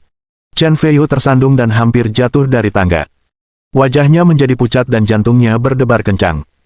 Dia tidak pernah merasa setakut ini bahkan saat berhadapan dengan Sue Yun Xiang sebelumnya. Ya Tuhan, wanita ini memiliki latar belakang yang sangat penting. Kalau saja Zhou Yu tidak menghentikannya lebih awal, kalau dia bicara tanpa diminta, sulit dibayangkan apa jadinya kalau dia membuat wanita muda ini marah. Tak lama kemudian, mereka tiba di sebuah kamar pribadi mewah di lantai paling atas. Chen Feiyu dengan hormat mengantar Jiang Xin masuk, namun dia tidak meliriknya dari awal hingga akhir. Setelah duduk, Zhou Yu bertanya, "Nona Jiang, beritahu kami, apa urusan Anda dengannya?" Bab 700. Taruhan. Jiang Xin memiliki ekspresi tegas di wajahnya dan berkata, "Kali ini saya datang ke Haizu untuk menemui Everbright Chemical dan berbicara tentang investasi di industri real di kota Shanghai." Zhou Yu terkejut. "Kau sedang membicarakan hal penting seperti itu dengan bajingan seperti Sue Yun Xiang. Kamu pasti bercanda." Jiang Xin memelototi Zhou Yu. "Untuk hal semacam ini, ayah saya pasti akan membawa timnya untuk berdiskusi, tetapi sebelum pembicaraan resmi, kami harus menyelidiki lebih dalam Everbright Chemical terlebih dahulu. Ini disebut mengenal diri sendiri dan musuh sehingga Anda dapat memenangkan setiap pertempuran. Saya yang bertanggung jawab untuk menyelidiki. Jika aku tidak menggunakan orang bodoh seperti dia untuk menyelidiki, apa kau berharap aku akan mencari ayahnya, si rubah tua licik itu?" Mendengar ini, Zhou Yu tiba-tiba melihat cahaya. Apa yang dikatakan Jiang Xin masuk akal. Namun, masih ada satu hal yang tidak dia mengerti. Kota Shanghai adalah tempat yang begitu besar dengan kekuatan ekonomi yang begitu kuat, apakah kamu benar-benar perlu bersusah payah mencari Everbright Chemical?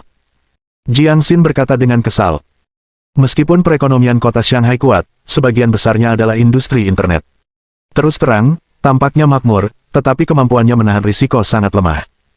Petik 2. Everbright Chemical berurusan dengan ekonomi real.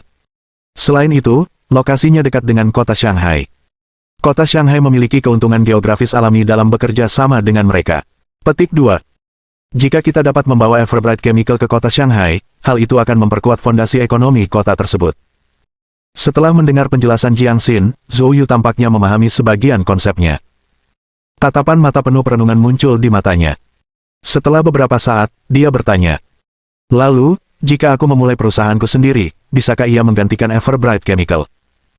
Jiang Xin tertegun sejenak, lalu ekspresi mengejek muncul di wajahnya. "Kamu pasti sedang bermimpi. Apakah menurutmu ekonomi real begitu mudah untuk dihadapi? Dibutuhkan investasi berkelanjutan dalam bentuk uang, teknologi, dan bakat, serta masukan berkelanjutan selama bertahun-tahun sebelum ada peluang keberhasilan. Apa yang harus Anda investasikan?" Zhou Yu berkata sambil tersenyum. "Bukankah itu hanya uang? Saya bisa mendapatkan uangnya. Bagaimana dengan teknologi? Bakat?" balas Jiang Xin. "Apakah Everbright Chemical tidak memilikinya? Tidak bisakah aku memburu mereka begitu saja?"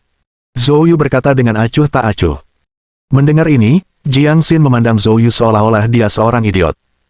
"Kamu benar-benar. Lupakan saja, aku tidak ingin membuang-buang kata-kataku denganmu. Sekarang setelah kau memukul Sue Yun Xiang seperti itu, ayahnya pasti tidak akan membiarkanmu pergi.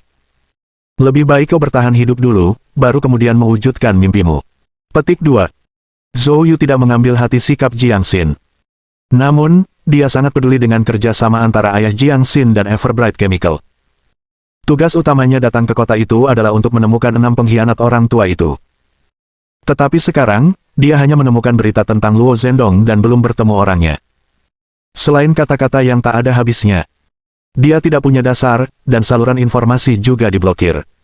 Untuk menemukan orang-orang itu dengan cepat, dia harus memiliki kekuatannya sendiri, baik di ibu kota maupun kota Shanghai.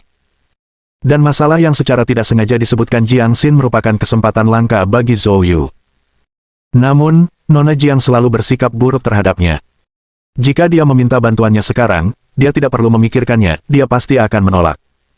Pikiran Zhou Yu terpacu, dan tiba-tiba senyum tersungging di matanya. Nona Jiang, jika Anda tidak percaya pada saya, bagaimana kalau Anda bertaruh dengan saya? Alis elegan Jiang Xin berkerut. Zhou Yu berkata sambil tersenyum.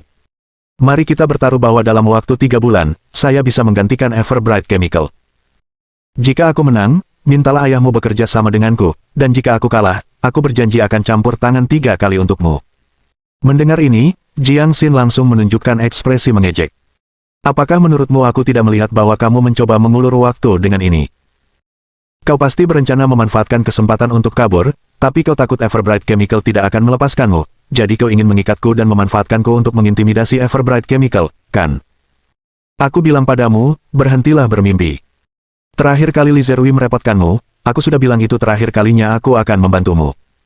Zhou Yu berkata dengan acuh tak acuh. Jika bukan karenamu terakhir kali, aku pasti sudah berurusan dengan Li Zerui itu. Mendengar ini, Jiang Xin langsung meledak. Apa katamu? Zhou Yu cepat-cepat memberi isyarat dengan tangannya. Katakan saja padaku apakah kamu bertaruh atau tidak. Jiang Xin bahkan tidak berpikir sebelum dia akan menolak. Tapi kemudian, Paman Wang, yang berada di sisinya, tiba-tiba muncul dan berbisik kepada Jiang Xin. Wajah Jiang Xin membeku. Paman Wang berkata, Nona, keterampilan medisnya sangat bagus. Menurut informasi yang saya miliki, keahliannya setidaknya di atas 3 tabib suci terkemuka, termasuk Sun Xuansheng, dan dia juga menyelamatkan Gubernur Haizu, Zhang Zheng. Jika taruhannya bisa membuatnya menyelamatkan orang 3 kali, itu pasti sepadan. Mendengar ini, Jiang Xin tampak terkejut. Paman Wang, kamu tidak tertipu, kan? Dia tahu keterampilan medis. Paman Wang menggelengkan kepalanya. Jiang Xin menatap Zhou Yu, mengamatinya, wajahnya penuh kejutan. Aku tidak menyangka kamu tahu keterampilan medis. Zhou Yu berkata sambil tersenyum. Saya punya sedikit pengetahuan. Baiklah, aku akan ikut bertaruh denganmu demi Paman Wang. Saya ingin melihat keterampilan apa yang Anda miliki yang mungkin bisa menggantikan Everbright Chemical. Tepat pada saat itu, Chen Feiyu datang menyerbu. Dia mendekati Zhou Yu dan berbisik. Sue Yunxiang sudah bangun dan sudah mengirim pesan kepada ayahnya. Ketua Everbright Chemical akan segera tahu tentang Sue Yunxiang yang dipukuli, dan dia pasti tidak akan membiarkannya begitu saja. Zhou, apa yang harus kita lakukan sekarang? Bab 701 pertanyaan. Everbright Chemicals. Kantor Ketua. Sue Changjiang baru saja menutup telepon. Itu adalah panggilan darurat dari putranya, Sue Yunxiang. Lewat telepon, putranya yang tak mampu menahan amarah dan benar-benar putus asa, menuntut agar dia mengirim seorang guru untuk membalas dendam. Namun Sue Changjiang bukanlah manusia biasa, ia adalah pemain berpengalaman, yang tidak gentar sekalipun gunung Tai runtuh di hadapannya. Putranya Sue Yunxiang yang dipukuli mungkin tampak sederhana, namun jika diamati lebih dekat, itu tidak sesederhana itu. Terutama orang yang telah memukul putranya. Zhou Yu. Nama ini sepertinya agak familiar. Sue Changjiang menatap foto yang dikirim ke ponselnya, mengerutkan kening sambil berpikir. Tiba-tiba dia ingat. Benar, putra Yu Kaiping, Yu Chenglong, disembuhkan oleh Zhou Yu ini. Yu Kaiping adalah orang terkaya di Haizu, sekaligus pesaing potensial Everbright Chemicals. Seiring dengan pesatnya perkembangan Yu Kaiping selama bertahun-tahun, wilayah perdagangan kedua belah pihak mulai bertabrakan. Jadi, Sue Changjiang tentu saja memperhatikan para pesaingnya dengan saksama. Oleh karena itu, dia samar-samar mengetahui kejadian di perjamuan keluarga Yu Kaiping di mana Zhou Yu menyembuhkan Yu Chenglong. Pada saat ini, cahaya dingin berkedip di matanya. Zhou Yu ini hanyalah seorang dokter yang memiliki beberapa keterampilan, dan dia berani membunuh anakku. Dari mana dia mendapatkan nyali? Mungkinkah ini diatur oleh Yu Kaiping? Sebagai ketua Everbright Chemicals, Sue Changjiang tentu harus mempertimbangkan lebih dari orang kebanyakan. Jika Zhou Yu terhasut untuk bertindak terhadap putranya, mengirim seseorang untuk membalas dengan tergesa-gesa kemungkinan besar akan membuatnya jatuh ke dalam perangkap lawan. Bukan karena Sue Changjiang terlalu berhati-hati, ia hanya melihat terlalu banyak. Kalau saja dia tidak begitu berhati-hati, dia mungkin sudah meninggal puluhan tahun lalu. Ngomong-ngomong soal itu, jika Zhou Yu benar-benar bertindak atas perintah orang lain, kemungkinan besar orang di belakangnya adalah Yu Kaiping. Memikirkan hal ini, kilatan dingin melintas di mata Sue Changjiang. Dia mengeluarkan teleponnya dan menghubungi nomor Yu Kaiping. Tak lama kemudian, suara Yu Kaiping terdengar. Direktur Sue, haha, lama tidak bertemu. Apa kabarmu? Sue Changjiang, yang tidak tertarik dengan basa-basi, berkata dengan dingin. Yu Kaiping, kau sedang memainkan trik curang denganku, iya. Jika kamu benar-benar ingin bermain, jangan salahkan aku karena tidak sopan. Yu Kaiping mengerutkan alisnya. Dia segera merasakan ada yang salah dalam nada bicara Sue Changjiang. Apa maksudku? Yu Kaiping, apakah kamu masih berpura-pura?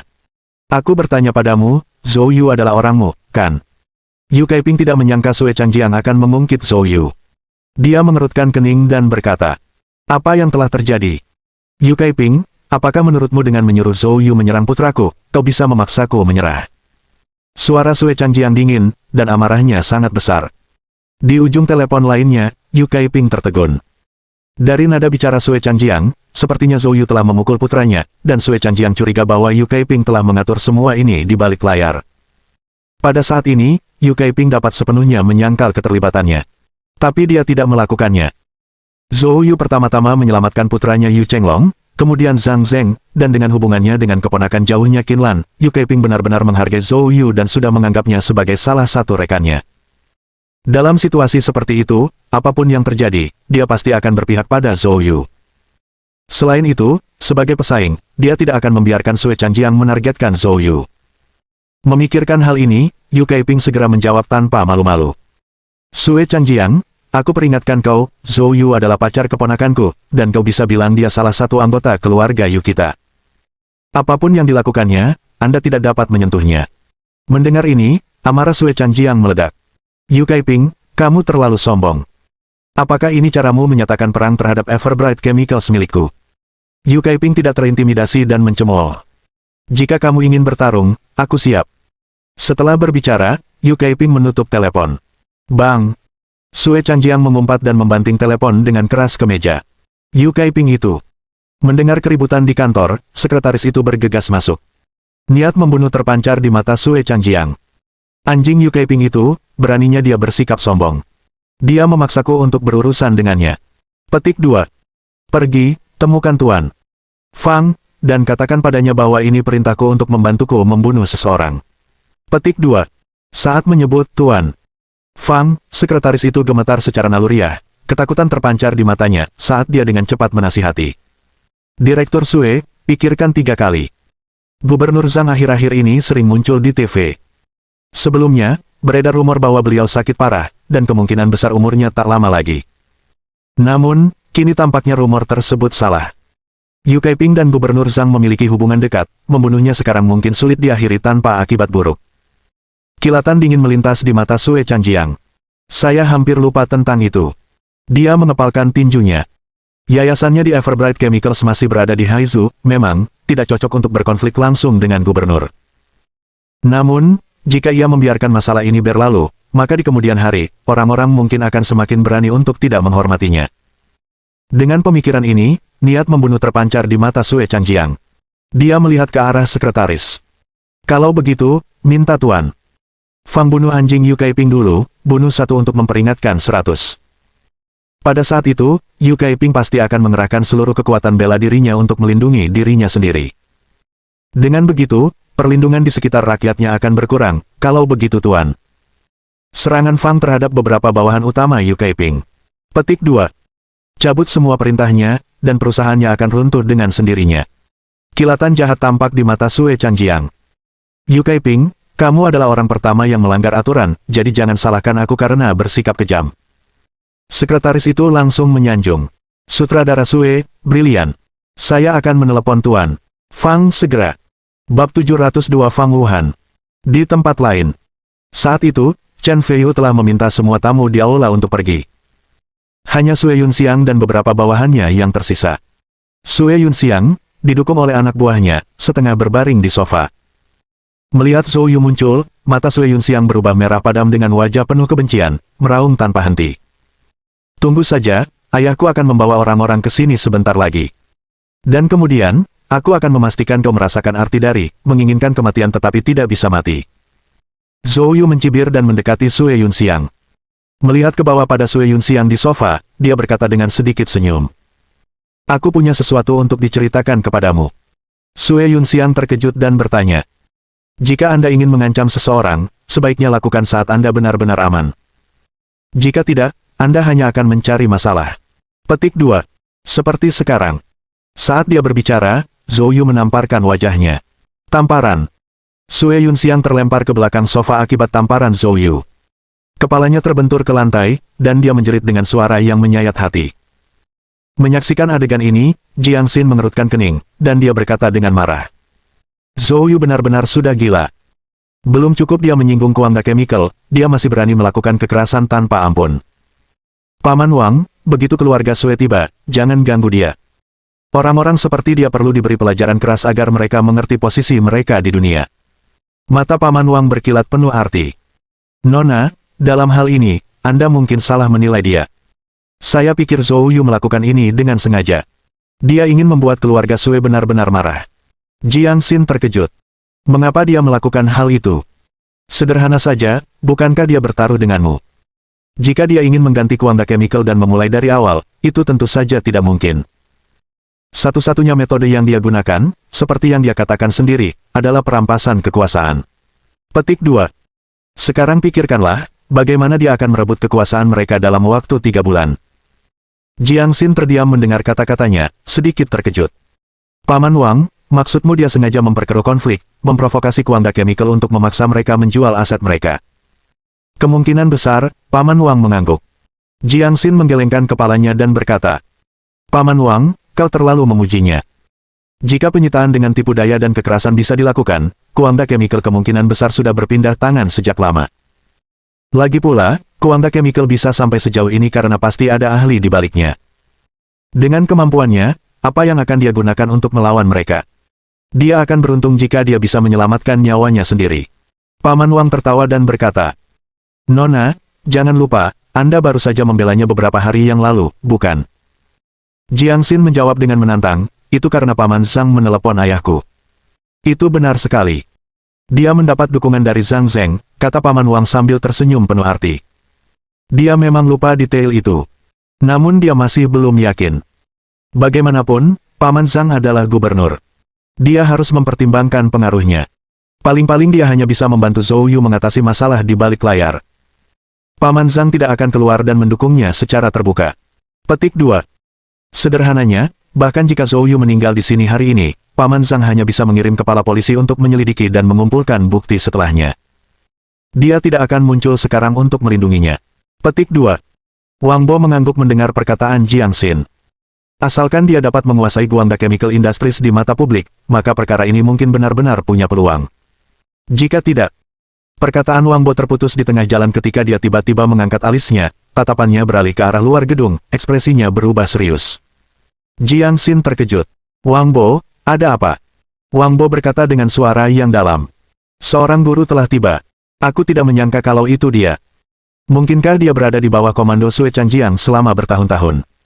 Mendengar ini, Jiang Xin melihat ke arah pintu dengan wajah bingung. Suara yang tak terlukiskan dengan kata-kata, bergema di mana-mana.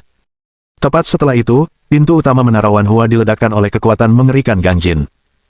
Getaran besar itu menarik perhatian semua orang. Sue Yunxiang yang tengah meratap, menoleh ke arah pintu.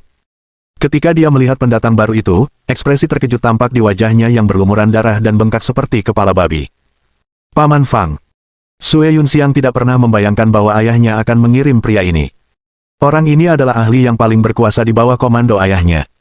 Nama lengkapnya adalah Fang Wuhan, dari Gurun Utara Negeri Naga. Fang Wuhan lahir dalam keluarga kerajaan yang sedang merosot di Gurun Utara dan telah menunjukkan bakat luar biasa sejak usia muda, unggul dalam seni bela diri, komando militer, dan strategi. Sepanjang hidupnya, setelah berani menghadapi kematian, ia hampir memimpin keluarganya untuk menyatukan Gurun Utara. Namun, karena alasan tertentu, ia dikalahkan dan, karena tidak punya pilihan lain, ia melarikan diri dari Gurun Utara. Setelah meninggalkan Gurun Utara, ia pergi ke ibu kota dan Shanghai, membuat nama besar bagi dirinya di setiap tempat.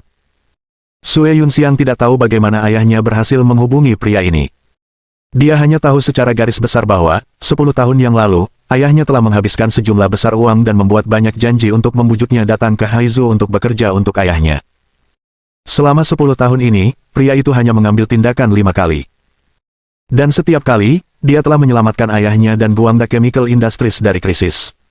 Bisa dikatakan, tanpa pria ini, Guangda Chemical Industries tidak akan berada di tempatnya sekarang. Bagi Guangda Chemical Industries, dan bagi ayahnya Sue Changjiang, pria ini sebanding dengan senjata nuklir strategis. Setelah sesaat terkejut, wajah Sue Yunxiang menampakkan kegembiraan. Paman Fang, tolong selamatkan aku. Zhou Yu juga melihat ke arahnya. Dia melihat seorang pria setengah baya melangkah memasuki ruangan. Fang Wuhan memiliki sosok yang mengesankan, tingginya lebih dari 2 meter. Meski perutnya buncit, tubuhnya memancarkan kekuatan. Matanya tajam, dan ada kesan ketajaman yang tertahan dalam dirinya yang membuat seseorang secara naluriah merasa takut. Fang Wuhan melangkah ke tengah aula dan menatap Sue Yunxiang. Wajah Sue Yunxiang penuh dengan kebencian saat dia menunjuk Zhou Yu dengan marah. Paman Fang, itu dia. Dialah yang mengalahkanku. Kamu harus membalaskan dendamku. Lumpuhkan dia untukku, aku sendiri ingin menyiksanya sampai mati. Fang Wuhan mengangguk. Begitu dia berbicara, tatapannya tertuju tajam pada Zhou Yu. Pada saat yang sama, dia melangkah maju. Aura teror meledak dari tubuhnya, menyapu ke arah Zhou Yu. Bab 703. Konsepsi artistik. Zhou Yu merasakan aura yang kuat terpancar dari Fang Wuhan. Matanya menyipit. Orang ini benar-benar ahli. Tanpa sepatah kata pun, dia langsung mengulurkan tangan dan mendorong Chen Feihu dan Milan menjauh. Dua aliran lembut ki sejati mendorong mereka jauh darinya. Kemudian, tinju Fang Wuhan telah melesat ke arah Zhou Yu. Tangan besi seukuran karung pasir itu menyerang langsung ke wajah Zhou Yu. Meski pukulannya keras, Zhou Yu bukan orang yang mudah dikalahkan. Dengan peningkatan sentuhan ilahi, dia telah dengan jelas merasakan arah kekuatan di balik pukulan Fang Wuhan. Kakinya menghentak keras dan tubuhnya tersentak ke belakang, menghindari pukulan itu. Adegan ini agak mengejutkan Fang Wuhan. Meskipun pukulannya sebagian besar tipuan, pukulan itu setara dengan kekuatan penuh dari Master Alam Suci awal. Kalau saja dia tidak salah, Zhou Yu baru berada di puncak bawaan agung, namun dia bisa menghindarinya dengan mudah. Fang Wuhan mengerutkan kening dan berkata, tidak berada di puncak bawaan agung. Zhou Yu menenangkan pendiriannya, pertama berkata kepada Chen Feihu dan Milan. Kekhawatiran tampak jelas di wajah Milan. Zhou Yu, hati-hati. Zhou Yu mengangguk. Jangan khawatir. Lalu dia berbalik, menatap Fang Wuhan. Apakah tingkat kultivasi saya penting? Jika aku bilang aku adalah Master Alam Suci, apakah kau akan berhenti bertarung dan pergi? Fang Wuhan berbicara dengan acuh tak acuh. Lalu kenapa kau mengatakan apapun? Cahaya dingin berkedip-kedip di mata Zhou Yu. Jika kau ingin membelanya, lebih baik kau bersiap mati di sini. Jangan bilang aku tidak memperingatkanmu. Fang Wuhan mendengus dingin. Aku, Fang Wuhan, telah melewati banyak badai besar, namun aku tidak menyangka akan diejek oleh anak kecil sepertimu hari ini. Karena kamu begitu percaya diri, biarkan aku melihat seberapa mampu kamu sebenarnya. Setelah berkata demikian, dia melesat dan menyerang langsung ke arah Zhou Yu. Sulit membayangkan tubuh besarnya dapat bergerak secepat kilat. Saat jaraknya kurang dari 3 meter dari Zhou Yu, Fang Wuhan melayangkan pukulan. Dalam sekejap, bayangan tinju yang tak terhitung jumlahnya meledak ke arah Zhou Yu. Zhou Yu telah melihat banyak petarung tinju, tetapi dia belum pernah melihat seseorang yang mampu menggunakan kekuatan tinjunya seperti senapan mesin. Terlebih lagi, dia dapat merasakan bahwa kekuatan tinju Fang Wuhan bukan masalah biasa, jika terkena pukulan, bahkan dia kemungkinan akan terluka. Zhou Yu segera mengaktifkan Mountain River Step secara penuh, ditambah dengan Divine Touch, menghindar ke kiri dan kanan. Meskipun bayangan tinju Fang Wuhan padat, serangan itu bukanlah tipe serangan yang mencakup jarak jauh. Oleh karena itu, meskipun nyaris, Zhou Yu berhasil menghindari semuanya. Fang Wuhan menunjukkan ekspresi terkejut. Seorang seniman bela diri bawaan mampu menghindar dengan cepat di bawah tekanan aura ahli alam suci miliknya. Sulit membayangkan seberapa cepat kecepatan Zhou Yu tanpa tekanan auranya. Fang Wuhan tidak marah tetapi malah menunjukkan kegembiraan. Harus kuakui, kamu sungguh luar biasa. Selama bertahun-tahun, saya telah melihat banyak talenta muda, dan tidak banyak yang bisa melampaui Anda. Zhou Yu mengangkat alisnya. Siapa mereka? Ceritakan padaku tentang mereka. Petik 2. Fang Wuhan mencibir. Setelah aku mengalahkanmu, aku akan memberitahumu. Sambil berkata demikian, dia melancarkan gerakannya lagi. Kali ini, ia mengubah tinjunya menjadi cakar, dan pada saat yang sama, aura yang dipancarkannya tampak berubah bersamanya, dari keganasan sebelumnya menjadi kecepatan. Ekspresi terkejut melintas di mata Zhou Yu. Fang Wuhan sebenarnya mampu mengubah sifat auranya, sehingga memadukannya dengan gerakannya untuk menghasilkan efek serangan yang berbeda. Setelah berubah dari tinju menjadi cakar, serangannya hampir 3 kali lebih cepat dari sebelumnya. Ini adalah pertama kalinya dia menghadapi lawan yang begitu tangguh. Setelah pergantian gerakan ini, Fang Wuhan menyerang terlalu cepat, dan Zhou Yu segera menyadari bahwa ia tidak bisa lagi menghindar. Sekalipun dia dapat menghindari cakar pertama, dia tidak akan dapat menghindari cakar kedua. Dan begitu Fang Wuhan berhasil menangkapnya, dia akan benar-benar berada dalam posisi yang tidak menguntungkan. Dalam sekejap mata, Zhou Yu memutuskan untuk menghadapi serangan itu secara langsung. Dia mengerahkan teknik kuali emas dan memadukannya dengan kekuatan geng naga untuk melontarkan pukulan dan menangkis cakar Fang Wuhan. Bang! Keduanya terhuyung mundur selusin langkah. Kegembiraan bersinar di mata Fang Wuhan seolah-olah Raja Binatang Buas telah menemukan mangsa yang paling mendebarkan. Sangat bagus. Sudah setidaknya 3 tahun sejak seseorang membuatku segembira ini. Pada saat ini, mata Fang Wuhan menyala dengan semangat juang, dan pada saat yang sama, aura di sekelilingnya mengalami semacam perubahan lagi. Zhou Yu menyipitkan matanya, cahaya tajam berkedip-kedip di dalamnya. Yang paling mengejutkannya tentang Fang Wuhan adalah transformasi auranya ini. Bahkan niat tinju menjangkau langit milik Ku Yawu tidak memberikan efek seperti itu. Bagaimana tepatnya Fang Wuhan mencapai ini? Mungkinkah Fang Wuhan telah menembus niat dan mencapai ranah makna? Tampaknya hanya ini yang dapat menjelaskan mengapa ia dapat menerapkan atribut berbeda pada gerakannya melalui perubahan auranya. Jika memang begitu, maka ini adalah pertama kalinya Zhou Yu bertarung melawan seorang ahli yang telah berkultivasi hingga tingkat makna. Ini tidak diragukan lagi merupakan kesempatan berharga bagi Zhou Yu.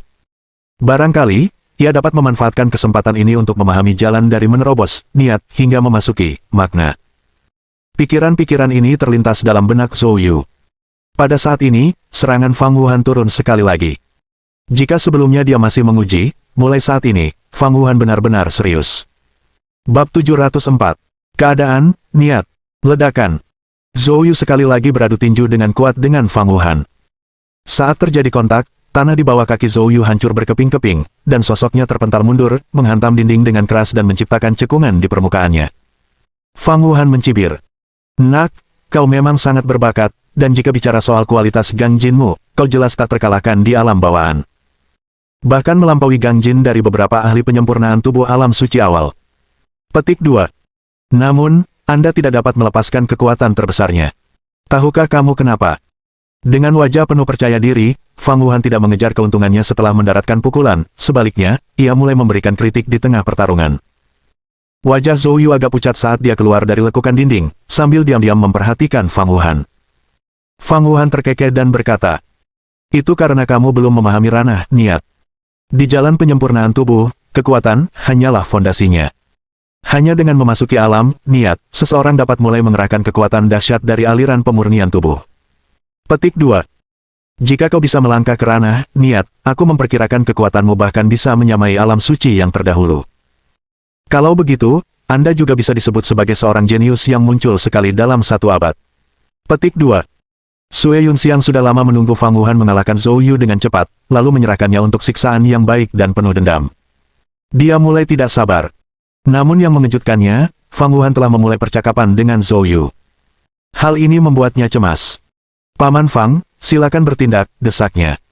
"Jangan beri anak ini kesempatan. Lagi pula, tempat ini ramai, dan ayahku sudah menginstruksikanmu untuk menghindari tempat ramai sebisa mungkin." Mendengar ini, Fang Wuhan mendesah. "Sudah bertahun-tahun sejak terakhir kali saya melihat bibit yang menjanjikan seperti itu. Saya tidak bisa menahan diri untuk berbicara lebih banyak lagi. Nak, kamu kurang beruntung. Tapi sekarang, sayangnya, Anda tidak memiliki kesempatan itu." Pada saat ini, Zhou Yu sudah cukup pulih. Dia tersenyum tipis. Fang Wuhan ini cukup menarik, berbicara banyak saat bertarung. Dari sikapnya, sepertinya dia bersungguh-sungguh dengan ucapannya, bukan sekadar mengejek, tetapi dia benar-benar berpikir begitu.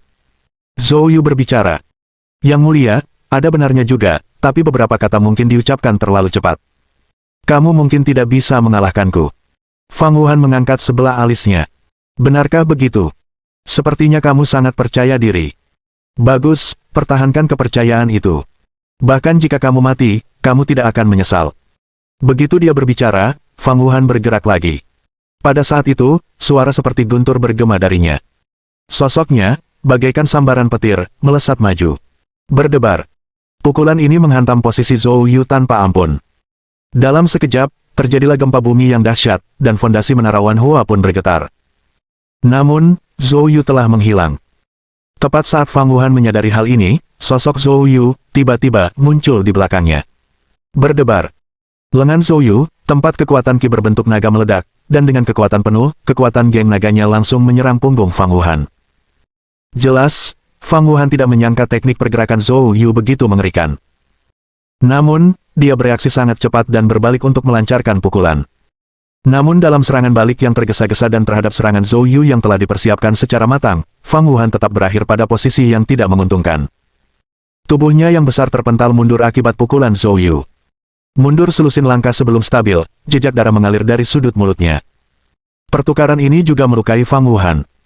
Ekspresi terkejut melintas di wajah Fang Wuhan. Dia menatap Zhou Yu, perlahan berkata, "Aku tidak menyangka kau juga menguasai teknik gerakan seperti itu. Kamu terus membuatku semakin terkejut." Namun Zhou Yu mendesah dalam hati. Meskipun ia unggul dalam serangan itu juga tidak mudah baginya.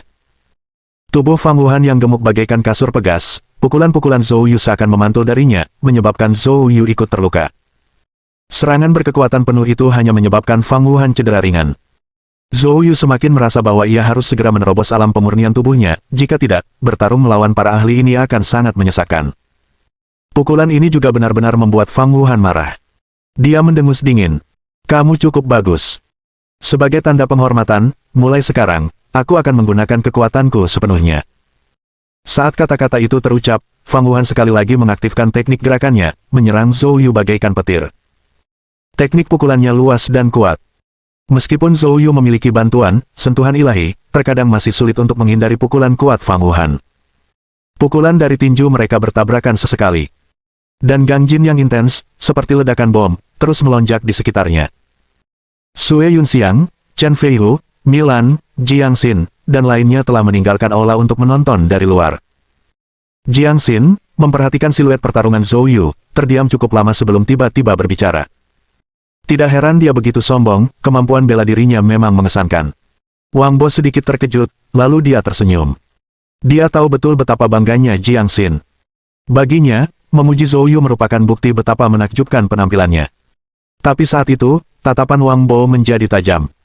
Saat dia mengamati sosok Zhou Yu dan Fang Wuhan, dia berkata perlahan, "Ini kelihatannya tidak bagus." "Ada apa?" tanya Jiang Xin bingung.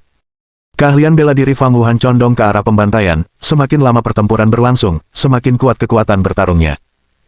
Jika Zhou Yu tidak bisa menang dengan cepat, semakin lama waktu yang dibutuhkan, semakin pasti kekalahannya. Wang Bo menatap Jiang Xin dan bertanya, "Nona, jika dia kalah nanti, haruskah kita turun tangan untuk menyelamatkannya?" Bab 705. Jiang Xin bahkan tidak memikirkannya dan langsung membalas, "Tidak ada penyelamatan. Dia sangat sombong, mengapa dia membutuhkan bantuan orang lain? Dia harus diberi pelajaran, kalau tidak, dia mungkin akan menjadi lebih sombong." Setelah mengatakan hal itu, Jiang Xin ragu sejenak dan kemudian menambahkan, "Wang Bo, saat dia akan mati." Akan tetapi, tepat pada saat itu, di aula besar, Zhou Yu terkejut dan terkena pukulan Fang Wuhan di dada. Bang! Tubuh Zhou Yu terbang mundur seperti bola meriam. Dan kali ini, seperti yang dikatakannya, Fang Wuhan tidak berupaya menahan diri. Dia mengerahkan seluruh teknik gerakannya dan menyerbu ke arah Zhou Yu dengan kecepatan yang dahsyat. Pukulan lain menggelegar keluar. Di udara, Zhou Yu terpaksa menyilangkan lengannya untuk bertahan, tetapi tetap terpental oleh pukulan Fang Wuhan. Darah mengalir terus-menerus dari mulut Zhou Yu, dan dia benar-benar jatuh ke dalam posisi yang tidak menguntungkan. "Lihat seberapa lama lagi kamu bisa bertahan." Fang Wuhan tidak menunjukkan belas kasihan, tinjunya mengamuk dengan ganas, masing-masing diarahkan langsung ke titik-titik vital tubuh Zhou Yu. Teknik kuali emas Zhou Yu hanya bertahan dari 2 pukulan sebelum hancur total. Senyum berdarah muncul di bibir Fang Wuhan. Sudah waktunya untuk mengakhiri ini. Saat kata-katanya selesai, dia melancarkan pukulan lain, kali ini menargetkan kepala Zhou Yu. Pukulan ini, yang penuh dengan niat mematikan, akan menjadi pertanda kematian bagi Zhou Yu jika berhasil mengenai sasaran. Pada saat krisis, Zhou Yu dengan paksa memutar tubuhnya. Dia memiringkan kepalanya tajam ke belakang untuk menghindari pukulan itu, namun saat melakukannya, dia memperlihatkan dadanya.